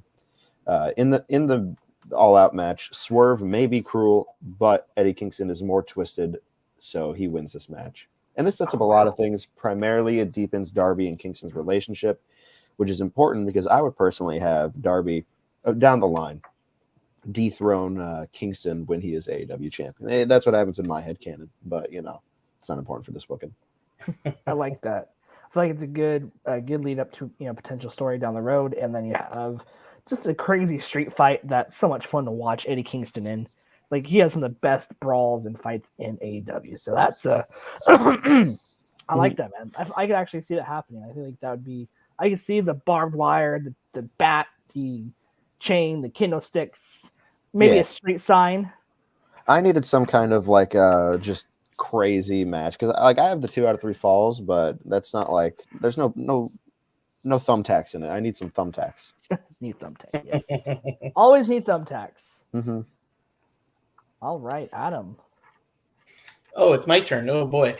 So for my next match, I'm finally going to do the tag team titles. there's got to be a little bit of a background. If they're not back for Revolution, I see them winning it at Double or Nothing. But for this match, I have the Guns versus the Acclaimed versus FTR for the World Tag Team titles. Like I said, if FTR doesn't come back at Revolution in that four-way, I do see them coming back at All Out and possibly winning those titles off the Guns.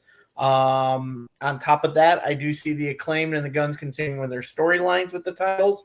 So having the Guns and the Acclaim, these two young teams going against, the best tag team in the world, and having this going down the wire, every individual in the tag team get to, pretty much highlight their skills and everything else in the match, where it comes down to where FTR comes down and wins the match, and either retains the tag team titles. Again, this is all stemmed from if they don't do it at Revolution, they do it at Double or Nothing, where FTR wins the titles after taking some time off and doing all that.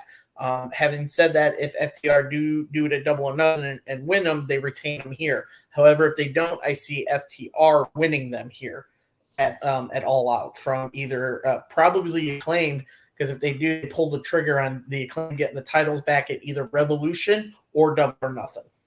But again, this all stems from when FTR comes back. And like I said, this also stems from that one match, the trios match, with CM Punk and FTR standing on the stage applauding and laughing at the Elite for losing the titles to House of Black. I dig it, man. I dig it. I feel like that has like 3 or 4 potential stories right there. I dig it. Good way, especially a good spot on the card too. Especially with that tag team, I feel like that's a good spot in the card where it's not going to get overcasted by a main event where it has its own standout spot. Mm-hmm. So nicely done. I like it. My number 7 match is going to be for the trios tag titles. So with this one, it's going to be House of Black as your champions versus Blackpool Combat Club. So this match is just going to be full of strikes, hits. It's going to be pure chaos where the referee is going to be barely able to handle it. There's going to be strikes, hits on the outside, and it's going to come down to Malachi Black basically doing the Black Mass to Jon Moxley, knocking Moxley out cold for a referee stoppage, and House of Black retains the championships. Lights go out, lights come back on, and they have disappeared with all that's remaining in the middle of the ring is a tired Blackpool Combat Club. After the match, Wheeler Yuta and Claudio are just so frustrated. Moxley's still out cold, selling that kick. But you see Wheeler Yuta and Claudio looking at each other. They're scolding each other. And Claudio bitch slaps Wheeler Yuta right across the face, saying it's your fault we lost. You should have been more of a team player, but no. You were down in Ring of Honor for the last 3 TV tapings and was not focused on the match tonight. Okay, the two just start brawling. They just go at it. And then you have Jon Moxley get up. He looks at the two, barely struggles to keep them apart because he's been beat. And then next thing you know, Wheeler Yuta attacks Moxley from behind. Wheeler Yuta powders out. Claudio checks on Moxley. Wheeler Yuta heads up the ramp and gives the camera the bird and walks off, leaving the Blackpool Combat Club down to 2 members, if not completely dissolved. I'll be right back. Let me get my phone charger real fast. You're good. Yeah, so that's gonna. I think it's gonna happen eventually this year, but I think the Blackpool Combat Club will split up this year eventually. I think that's fair. I could see. I don't know which groups or which members stick together afterwards in the Fallout, or if any of them do. I could see Wheeler Yuta and Claudio sticking together because they have ROH titles, so you'd probably want to keep them together for ROH. But those are the only 2 I see. I see Bryan Danielson going on his own. I see Moxley being on his own. I mean, they essentially had a ton of heel angles last night with choking out bleeding Evil Uno. That was crazy. Like the whole night last night was just it was probably one of the best Dynamites I've seen in a while. It had a lot of angles and it had a lot of good storytelling in it.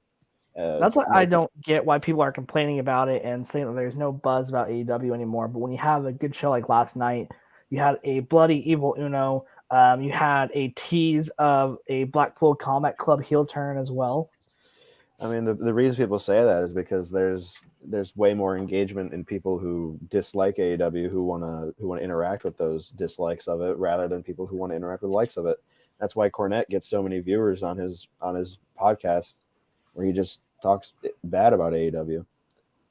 I guarantee you that half of the people who are saying, "Oh, AEW is going to die," that they're either A, people who just only want WWE to exist, which is horrible for the business as a whole, or just people who are just have nothing better to do. Well, Maya says sounds awesome. Yeah, I think that's going to be a good pay-per-view match, and I think all of our this whole round of matches have been just like we keep upping our pay-per-views. So thanks, Maya, for watching again. Good to see him. Do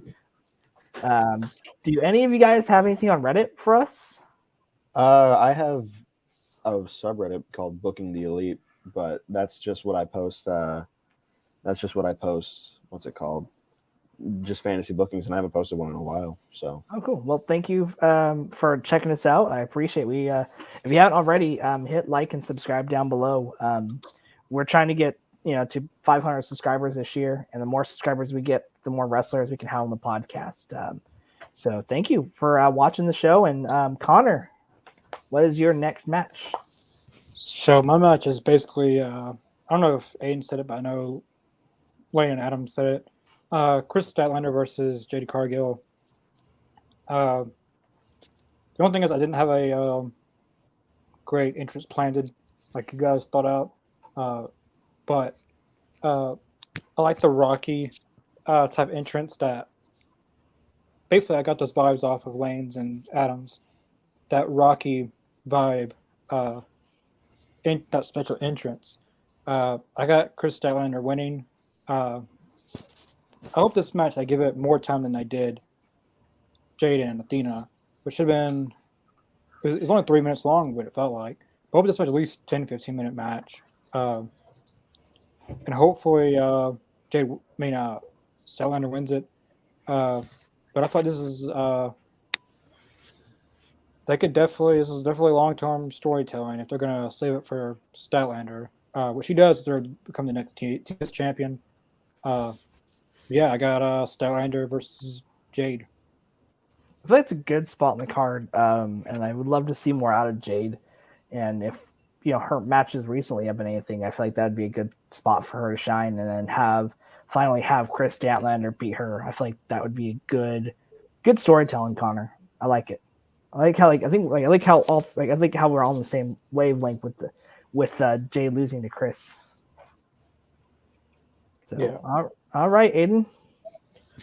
So for my match 8, I have the House of Black, the Trios champions, versus the Good, the Bad, and the Hungy for the AEW Trios titles. So obviously that's John Silver, Alex Reynolds, and Adam Page. Good.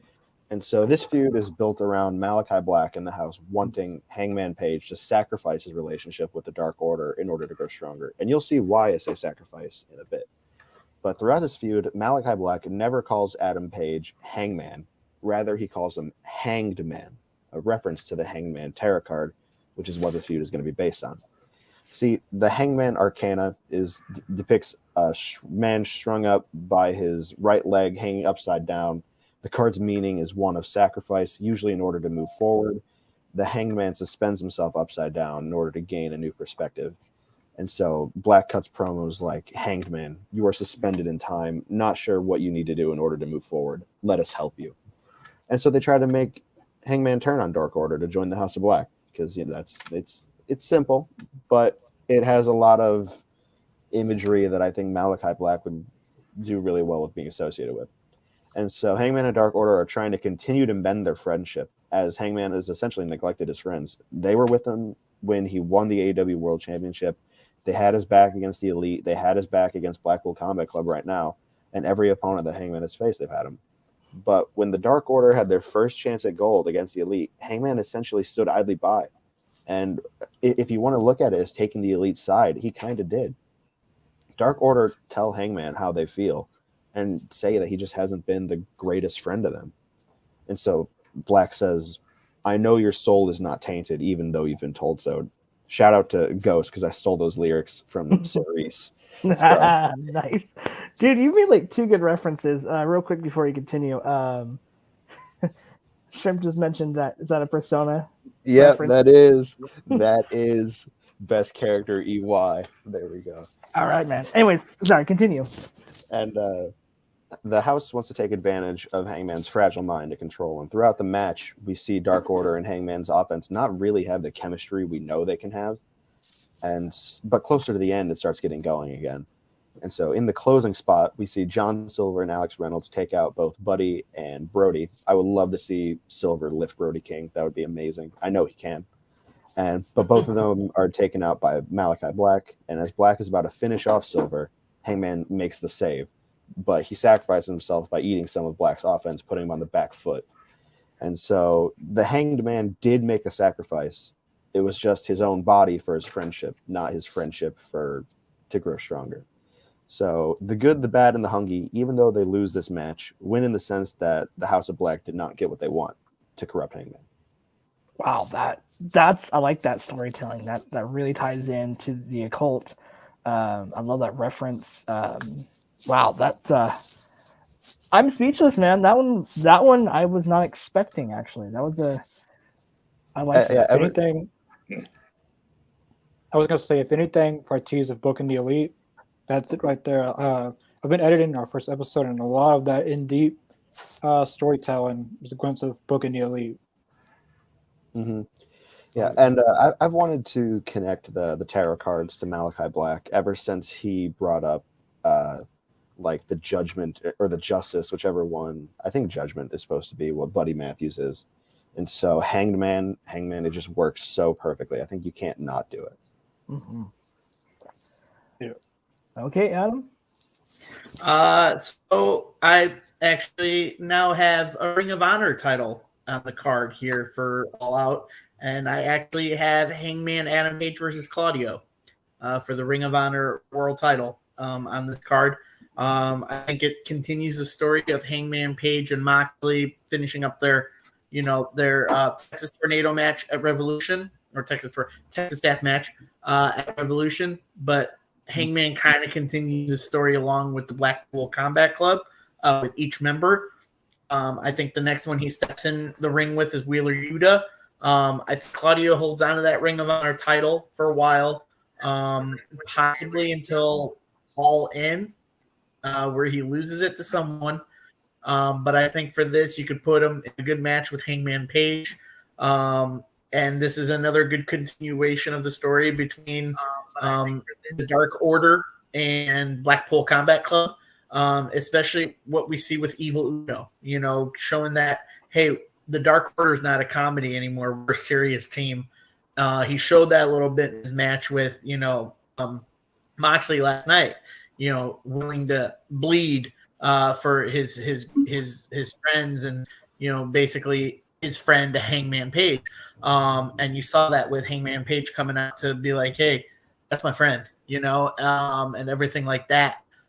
So I think after, this match is over, I think you see Claudio finally going round one with Adam Page, Ring of Honor, world title. I see Claudio retaining the title, but at least him and Hangman get that little bit of respect. And I also see a John Moxley appearance coming out where he finally shakes hands with Page and they kind of bury the hatchet and show that respect for each other as well. I like that. Wow. Good storytelling too. Man, you guys have really knocked it out of the park with this round. Good job, both of y'all. Adam, I like having that good story with Evil Uno. And I'm glad that I feel like now the Dark Order is gonna be a lot more serious now.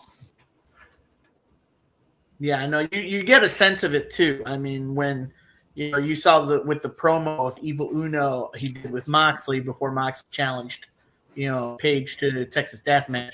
You saw the seriousness in Uno. So I do feel like that Dark Order is finally going to take that serious route that they were always supposed to be. Yeah. All right. So my next match is the women's world title match. It's going to be a triple threat with champion Jamie Hayter going against Britt Baker and Saraya.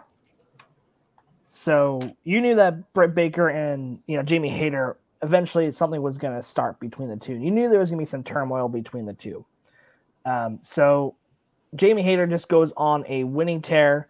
Starts with blood and guts. You have a little animosity because Jamie Hayter actually surrenders Saraya at blood and guts, where it's and while Britt Baker was trying to surrender out or tap out Toni Storm.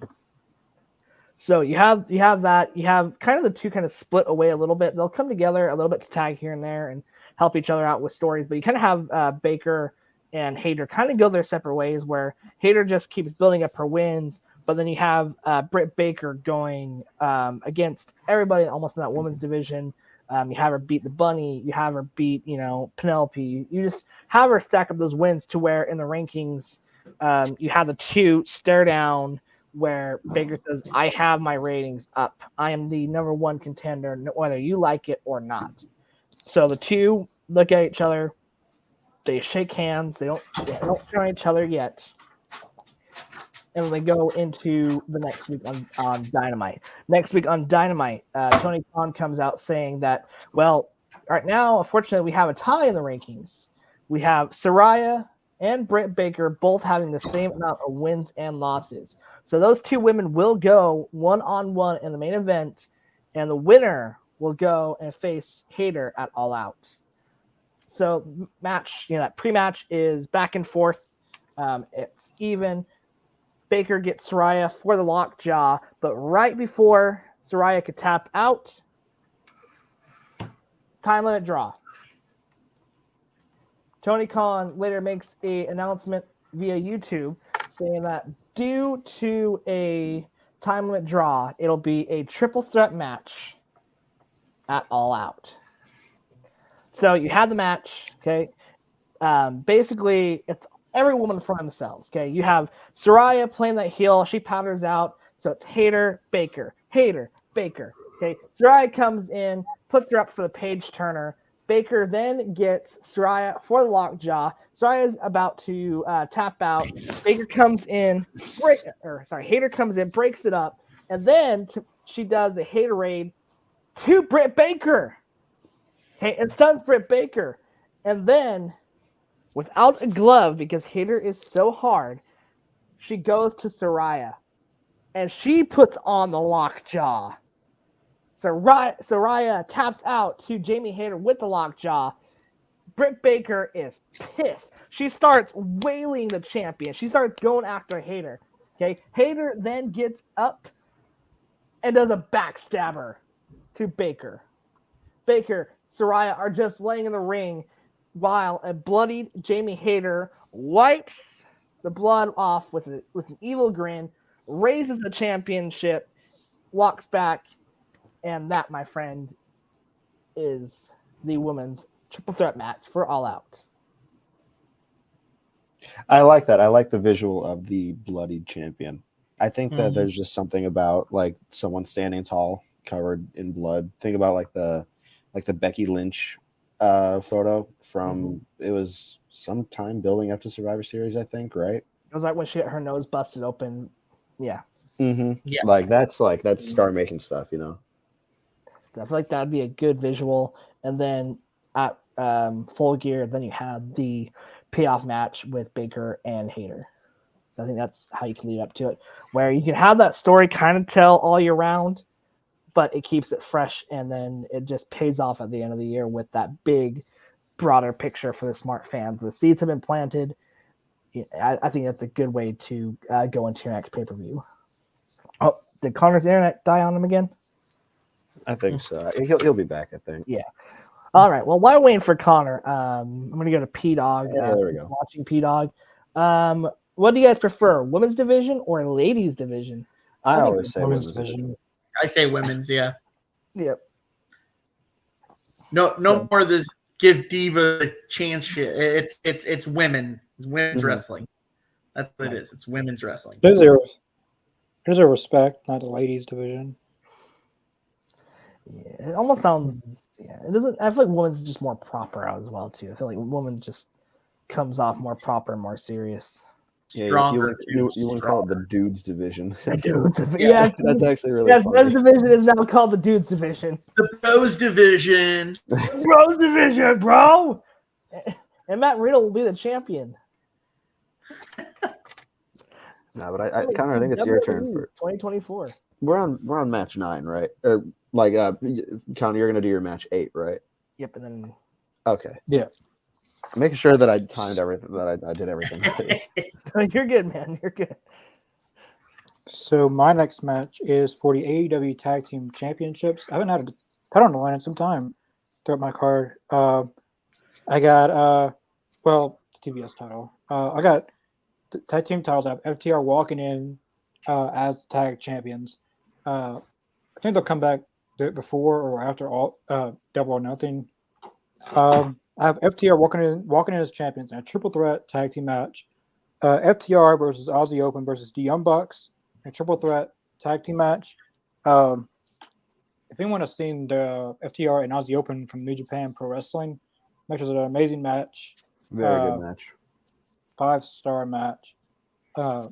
And the Young Bucks, someone else put it, I want to see Young Bucks and FTR on maybe one-on-one or triple threat tag team match. Get the match they deserve. I don't think they've gotten that match yet. That went on Dynamite, but one without any time limit. Don't have to worry about time or anything. And Aussie Open, I think they're going to get signed by AEW here pretty soon. I think Will Ospreay will come to AEW, but I didn't put him on this card because I don't know where to go. But I have Aussie Open in this match. I think this will be an amazing match. I have FTR retaining the tag titles. But after the match is over, we get Kerry Von Erich. Isn't that the one that's still alive? Kerry Von Erich. I think so. Have him coming out, and his two sons with him. They go in the ring and basically a stare down, looking at their tag titles, and we get a old school feel, all out with this. I believe someone posted on Twitter that the Von Erichs the ones in MLW, the new Von Erichs, the brothers in MLW, will be free agents pretty soon. So I feel like this match will be a great match for either a Dynamite or a Grand Slam or anything really. This will be a very, very instant classic match. I like that. I like having that visual of the Von Erichs coming out, and you basically see, the next generation of a tag team versus, basically tag team wrestling old school. I like that. Like that'd be a cool visual of FTR holding up the belts in front of them, being like, "Let's go! Come on, come get some." Oh, and FTR is covered in blood when there is those tag titles. Nice. All right. Well, we are down to our last 2 matches of the night. So this is where it's probably going to get just even more crazy. So, Aiden, what is your number 9 match? Well, I don't mean to let y'all down, but my number 9 match, because it follows a normal formula, usually a cool down match. It's not that much of a cool down match. I hate using that term. It almost feels like derogatory to whoever's in it. But this one, everyone else has already said it. Jade Cargill versus Chris Statlander for the TBS Championship. And I feel like these two could put on a really fun, maybe 8-minute match just full of power moves. I think that would be both of their fortes. Jade finally loses the TBS Championship, ending her reign at this point, because I'm predicting this takes place on September 3rd of this year, because that's the day before Labor Day. Ending her reign at 606 days, and Chris Statlander ushers in a new era for the TBS Championship, one focused more on work rate wrestling. I like that. I think a good way to split it off and start the new era, and you still have a crazy dominant run from Jade, even though most of us complain about it. I like it. I feel like it'll be at least a memorable, like her number wise. I think after a couple of years of hopefully improvement, we will forget about all the trouble she had. Like, yeah, she was one of the stables of AEW for a little bit there. Mm-hmm. All right, Adam, what do you got? Man, I know I was kind of itchy on this one because I don't know how much longer the story's gonna go. But I got Chris Jericho versus Ricky Starks in a steel cage. Ooh, okay. And just because I know because we're about to get that Revolution match with JAS being banned, but that doesn't say anybody else showing up to help Chris Jericho win at Revolution. Someone who's not a member of JAS yet.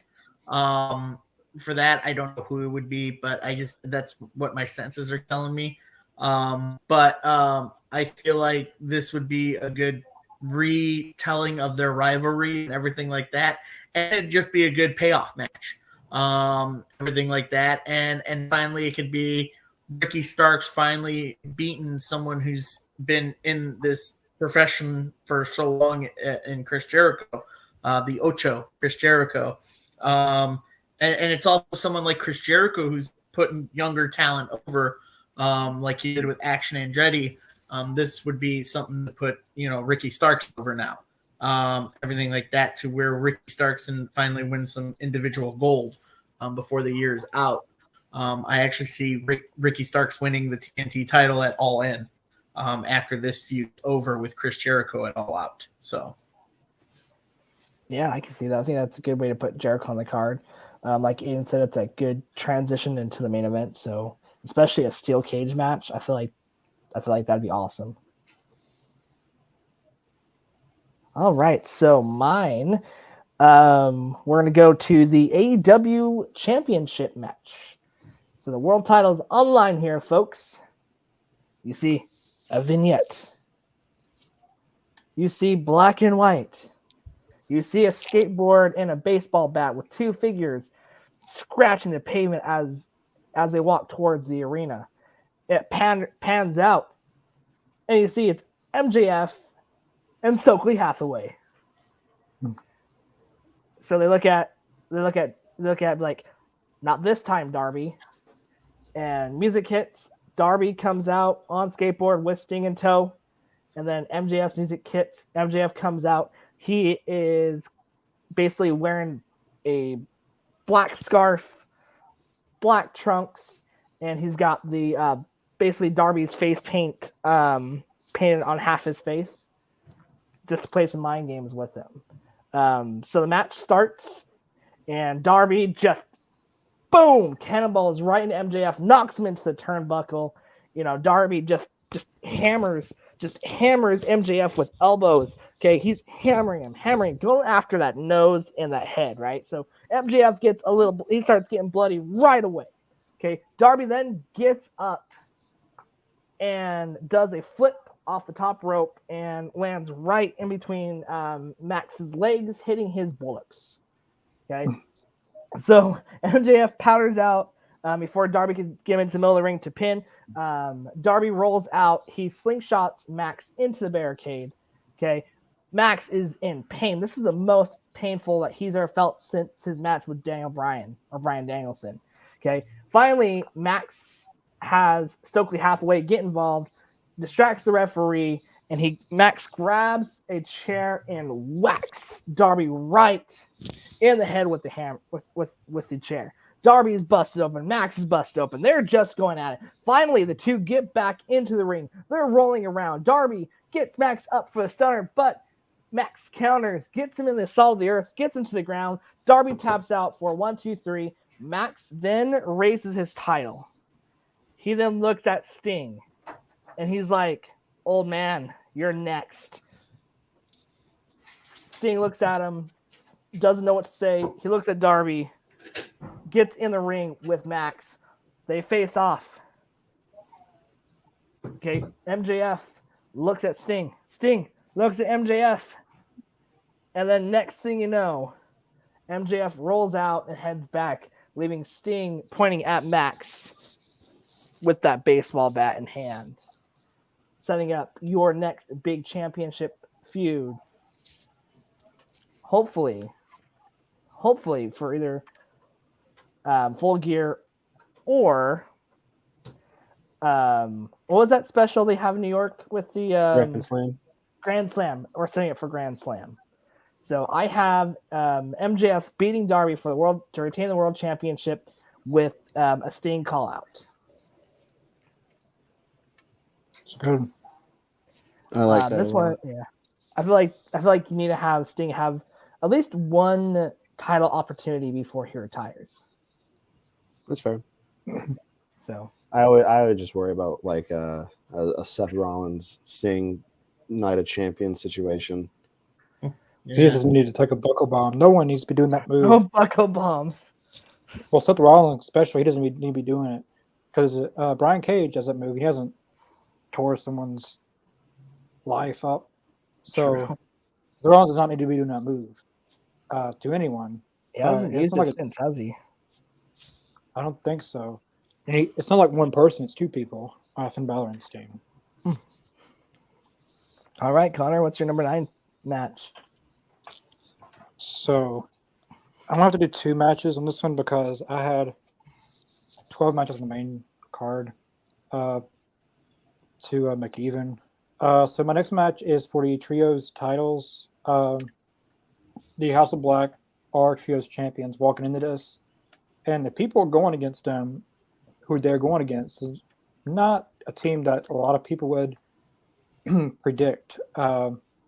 You have Andrade, Rouge, and Preston Vance going against the House of Black. This match, there's a lot of good singles matches before this match. Buddy Matthews, Rouge, Malachi, and Preston and Brody. There's a lot of singles matches you can do with all that. But I have House of Black retaining the tag titles. I thought this would be a very good match. Putting Andrade back in the mix. By that time, hopefully, he's got his act together. We can hope. Stuff like that. And hopefully he's back from his injury, or because he is injured again. That's that. House of Black versus Andrade Rouge. What is their name? Like Andrade and Rouge and Dragon Lee. Faccione and Governable. They could call it something like that for short like that. Maybe take they change it a little bit because Preston's in it. Well, I mean, they still call it LFI when they're with Preston. That's good. I think Rouge and Preston, Rouge especially, they're the big match on a pay-per-view. But my next match is for the AEW Women's Championship match. It is Jamie Hayter walking in as champion, going against Britt Baker. I think this match could be basically that same type of could match Toni Storm and Jamie Hayter, or tie or pass above it. These two have a long story. That's so long from time and space. It's so long that it's got to be such a good match. I have Jamie Hayter winning this match, but her both are bloody in the match, and Jamie Hayter beating Britt Baker with her own submission hold. What is it called? The what is Britt Baker's submission?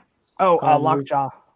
Lockjaw. I have her Jamie Hayter beating her in her own submission hold.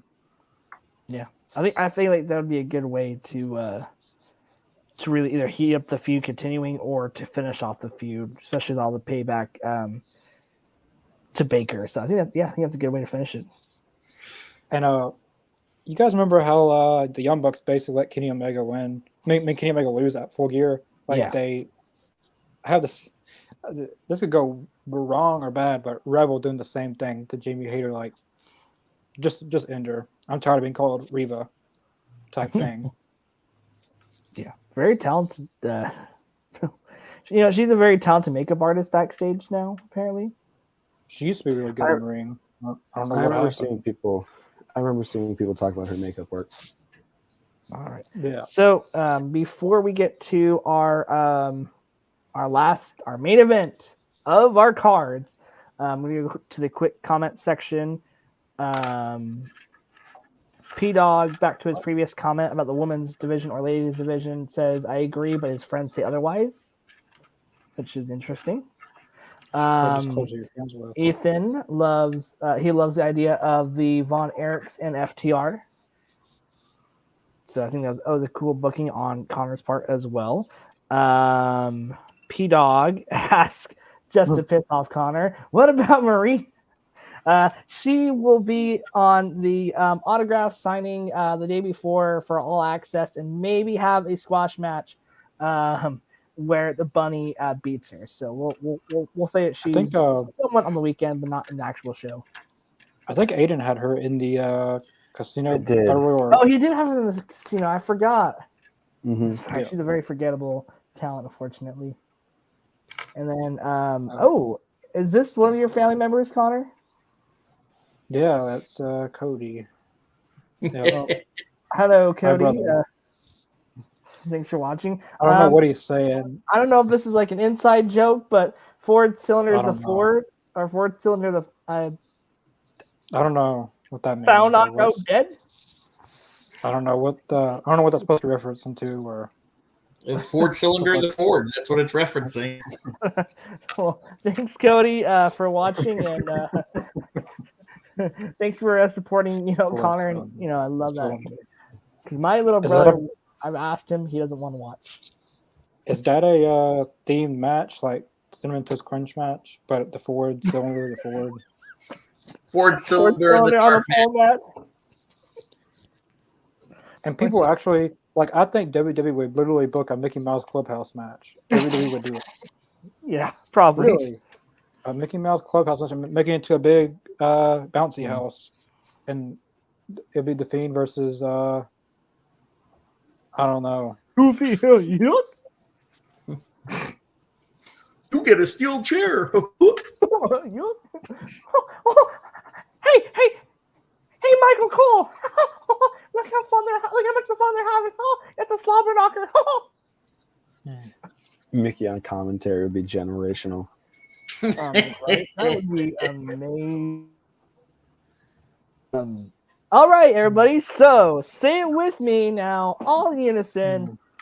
Like Mark Henry, it's time for the main event. Golly. Who was making those goofy noises?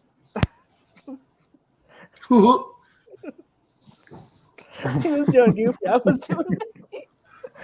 There you go. That's good. We're gonna have to do that spoof eventually one of these days. Like, we'll have to do a pre-recording of that and do me and Adam on commentating as Goofy and Minnie or Goofy and Mickey. He broke him in half. My God.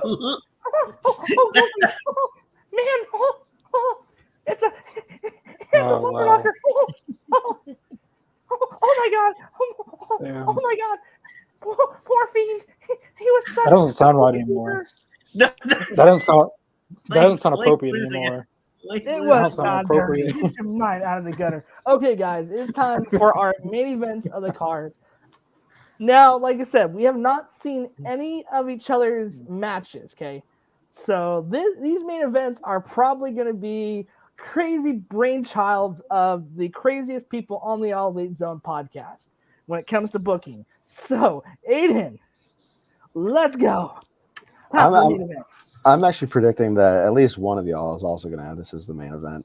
But for me, match 10, the champion MJF versus CM Punk returning for the AEW World Championship. So, I don't think, okay, I'll get to that later. But MJF's Bidding War 2024 story is still going on. But it's not just, I hate this place and I want to leave, even though that is the majority of it. He also wants to make sure AEW is in good hands. So after Revolution, after he faces Bryan Danielson, he says that if I'm going to lose, it's going to be to someone from this company. Because unlike Tony Khan going and giving his money to anyone who comes from the Fed, I actually care about this company. And then this idea is, I've kind of adapted this from Adam Blampier's booking, which is very, very good. I highly recommend checking it out. And so this context is important because it demonstrates the complexity of MJF's character, someone who feels he's been burned by AEW, but still wants to see it thrive. All of his promos feel like a cry for help at this point, especially him talking about yesterday about how the only thing he feels he has is the AEW World Championship. And so this idea of MJF caring about AEW is going to be one of the layers to this story. And I firmly believe that CM Punk is coming back. I just don't think it's going to be before or during Double or Nothing 2023. I feel that it will be after. And I assume this because none of the venues that AEW is running until Double or Nothing seem like a good enough stage for his return, whether it be location-wise or venue-size. Obviously, it doesn't mean he can't debut. It just means I feel like he won't. But his return is similar to his debut in the company, where it's a bunch of rumors and teases. The only difference is that there isn't a whole show formed specifically for his return, like the first dance. But he returns. He at the start of the show, he says that there's a lot to talk about, but that is not between him and the audience. He says there's someone he has to apologize to, and before he can say anything, MJF's music hits. He comes down silently, just staring at Punk. Punk raises the microphone to his mouth and says, but before he can get another word off, MJF hits him with the diamond ring. He takes the microphone and says, I am so disappointed in you, before he starts wailing on Pepsi Phil. And that's a callback because if you remember, the first words that Punk said to MJF were, I'm so disappointed in you. So he's mirroring Punk here. And so there's a lot of layers to this story.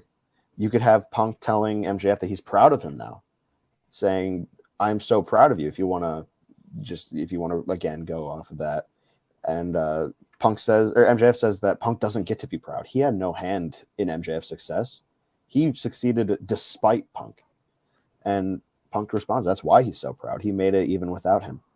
You've got MJF being right about CM Punk, how he took his ball and went home after nearly wrecking the company. He clearly doesn't care about AEW. MJF says that he will defend AEW from CM Punk. Punk says he's here to elevate everyone, but he did not care about the collateral damage that brawlout would cause.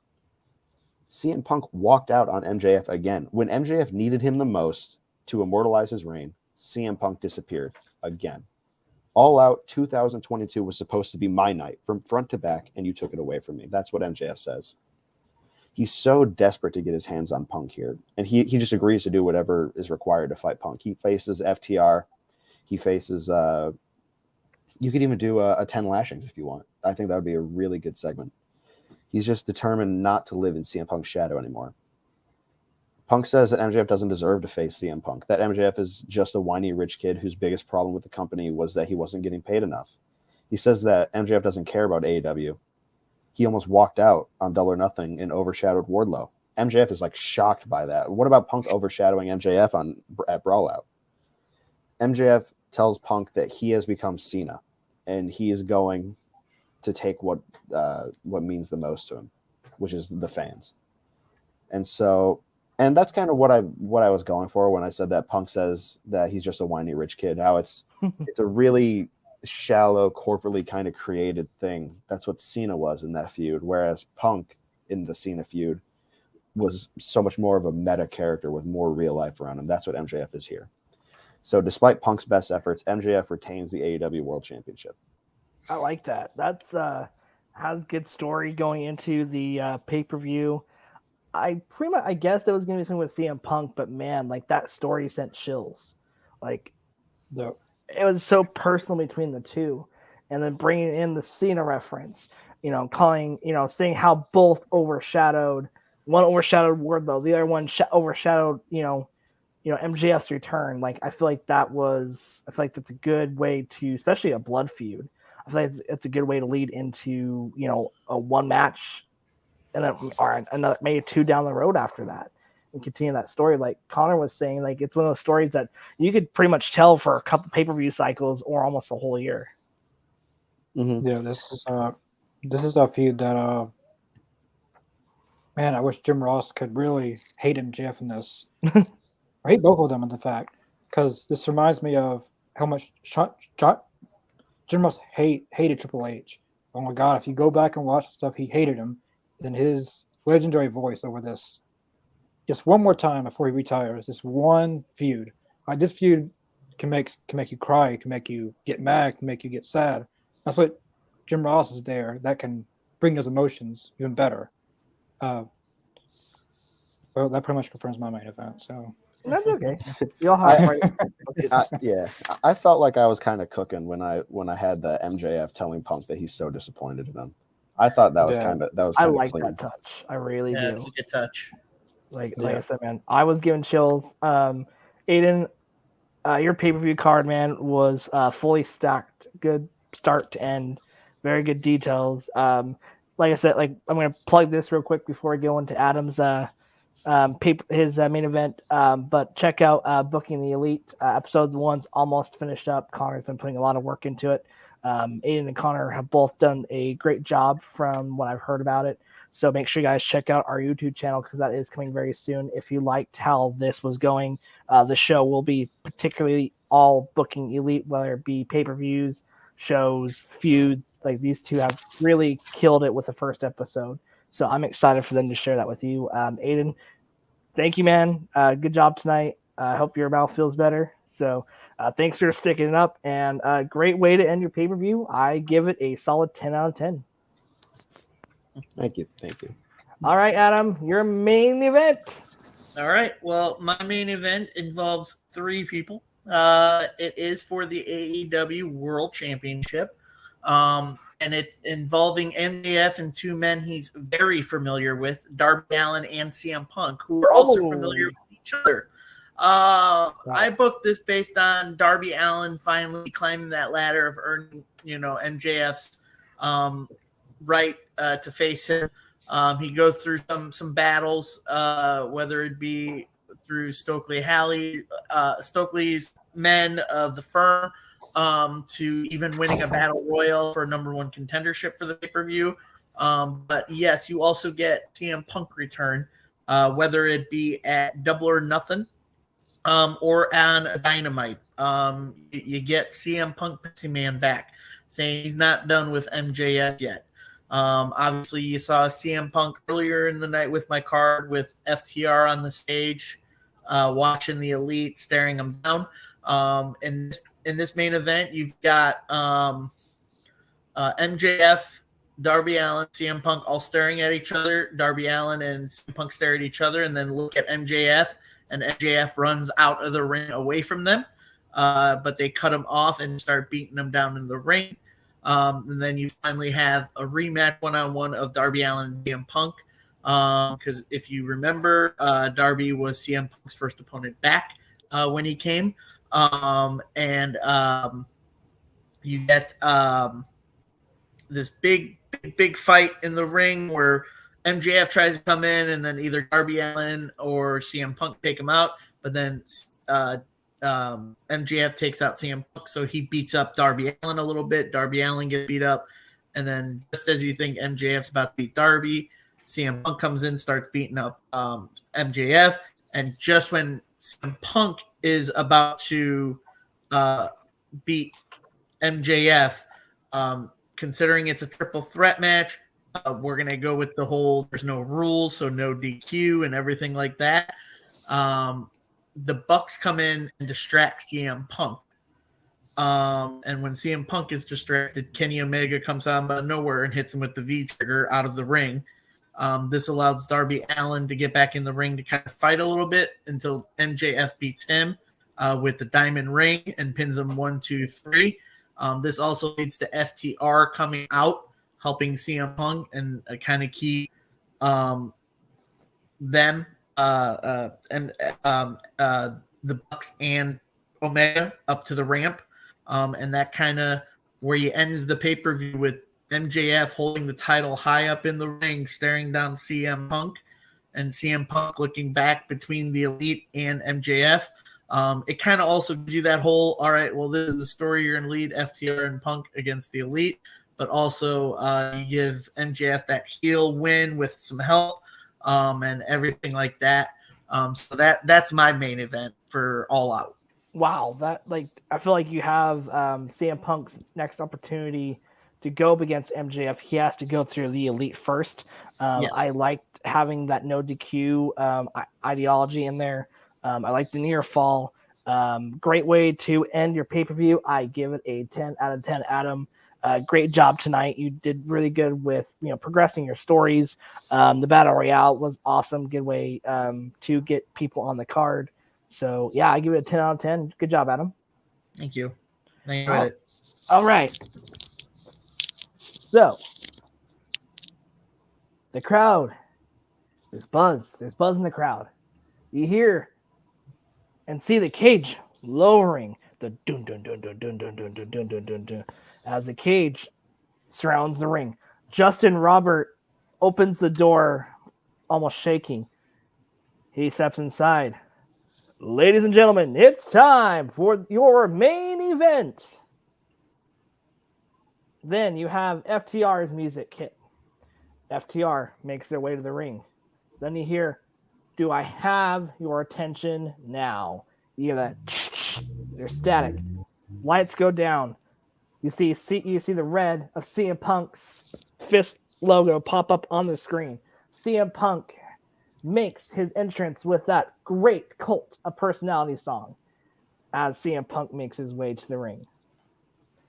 Then, as the crowd starts singing, before the Elite can even come out and put a song on, you hear, "Carry on my wayward son." Without even the music playing, you just hear the crowd start singing it. Okay? "Carry on my wayward son" hits. The Elite come out. They step foot inside that steel cage. Okay? They lock the door. The Elite versus FTR and CM Punk, the first ever trios tag match inside of a steel cage, is your main event for the evening. Okay? It is just psychotic. You have the Bucks flipping off. You have the Bucks flipping off the top rope and flipping off the cage. You have Kenny Omega just striking CM Punk, just going at it. There's shots being called for, all the brawl out issues that have happened. Okay? CM Punk hits Kenny Omega with a go to sleep. And then out of nowhere, the Bucks grab Kenny and do a Meltzer driver onto that in-between spot between the cage and the ring apron, trapping CM Punk. Okay, the FTR and the Bucks just start going at it. Kenny Omega is tangled up in the ropes, cannot get to save his friends. Okay, Bucks, FTR. Finally, FTR hits the Bucks with a big rig, but Matt Jackson kicks out at 2. Okay, the crowd is going wild. But then out of nowhere, Adam Cole comes out. He starts climbing the cage. He gets in the cage. He then hits CM Punk. He grabs CM Punk, pulls him in the middle of the ring, and a V trigger to CM Punk. He then looks at Omega. Omega shakes his hand. He then low blows Kenny Omega. Adam Cole low blows Kenny Omega. 2 hooded figures then jump into the ring. You have 2 of them climbing up. They get down in the ring. They start hitting Matt and Nick Jackson. They rip off their hoodies, and it's Matt Taven and Mike Bennett from the Kingdom. They have teamed up with Adam Cole. They have taken out Kenny Omega and the Young Bucks. They grab CM Punk and drag him over to pin Kenny Omega. 1, 2, 3. There are 6 men laying in the ring, unconscious, while the Kingdom reign tall. The cage is lifted up. Adam Cole grabs the mic. "You had this coming. I've been kicked out of Bullet Club. I've been kicked out of the Elite. While I was sitting at home, the only 2 people that were my friends, I thought that you guys were my friends, the only 2 people to actually reach out to me when I was concussed and could barely even talk to my own fiance, Britt Baker. You 2 are my only friends. The Elite, you guys are a bunch of pieces of shit." Mic drop. Adam Cole's music hits. The 3 walk out, and that visual of the newly formed backup Kingdom is on the screen to end the pay-per-view, with CM Punk and FTR getting the win, but not getting it fairly. What is going to happen next? What's going to happen on Dino? What's going to happen on Full Gear? Lots of questions. Very sports entertainment kind of finish, but I feel like that just sets up another feud down the road. So that's how you end my pay-per-view. Thank you. Very good. I know it's a little sports entertainment. I'm sorry, but I feel like that would be a good way to. Fortunately, since you can't do Red Dragon and Adam Cole, I feel like the Kingdom could be a good replacement for him. I like that. It kind of gives a vibe of kind of at the end of All Out 2021 when both. Sorry, oh my gosh, I have the hiccups. When Cole and Anderson debuted, how it's just like kind of a chaotic environment. Mm-hmm. Yeah, I think that's a good way to finish it. But this time, it leaves the fans in disbelief where it's not going to deteriorate viewers. It also does reintroduce Evan and Bennett because I knew they had some appearances in AEW, but it's a nice way to reintroduce them to the AEW crowd and everything like that, and especially teaming them up with Adam Cole. I think that's a good route. Before we get on to Connor, Mike, he does. Back to my finish. Where does that leave O'Reilly? Unfortunately, not sure when he's coming back. That's why I didn't add him into the match or the aftermath. So fortunately, I'm not sure when his time frame of return is, but he can always form up and they could do a faction with the 4. So who knows? I mean, I can see him if they do a battle royal at All Out. I can see him coming back in that battle royal. Yeah. All right, Connor, you ready for your main event? Yep. This match was, of course, CM Punk and MJF. This match, a lot of the same build that Aiden has, with basically the whole story. You left me. You left your ball and went home again. You left me high and dry. Well, I could have had a dominant reign and beat you for the title. This match, out in a normal one-on-one match, but the ending of this match, no one wins. This actually has a little bit to do where the show's at. This show is going to be the first ever AEW Stadium show. I think this is going to be in. I have the arena right here because it's in Ontario, Canada, and it is at the Tim Hortons Field. I think that's what it's called. The donut box. Donut.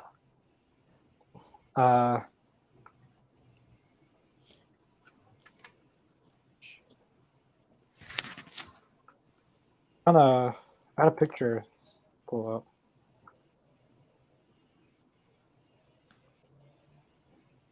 Well, anyways, this one spot that was supposed to happen in AEW did not happen at Revolution 2021. There's not even a winner in this match. They go somewhere outside of the stadium. They get to a ring a little bit far from the other arena, and the ring explodes. CM Punk commands FTR to blow up the ring. Kind of like the exploding barbed wire death match that was supposed to go off. This time actually do it. I had different other scenarios. This match being in a steel cage like lanes. But I want a crazy spot to have in this match to leave fans wanting to come back Wednesday to see what's going to happen. I don't have CM Punk walking out as champion, the new champion in this match. I'm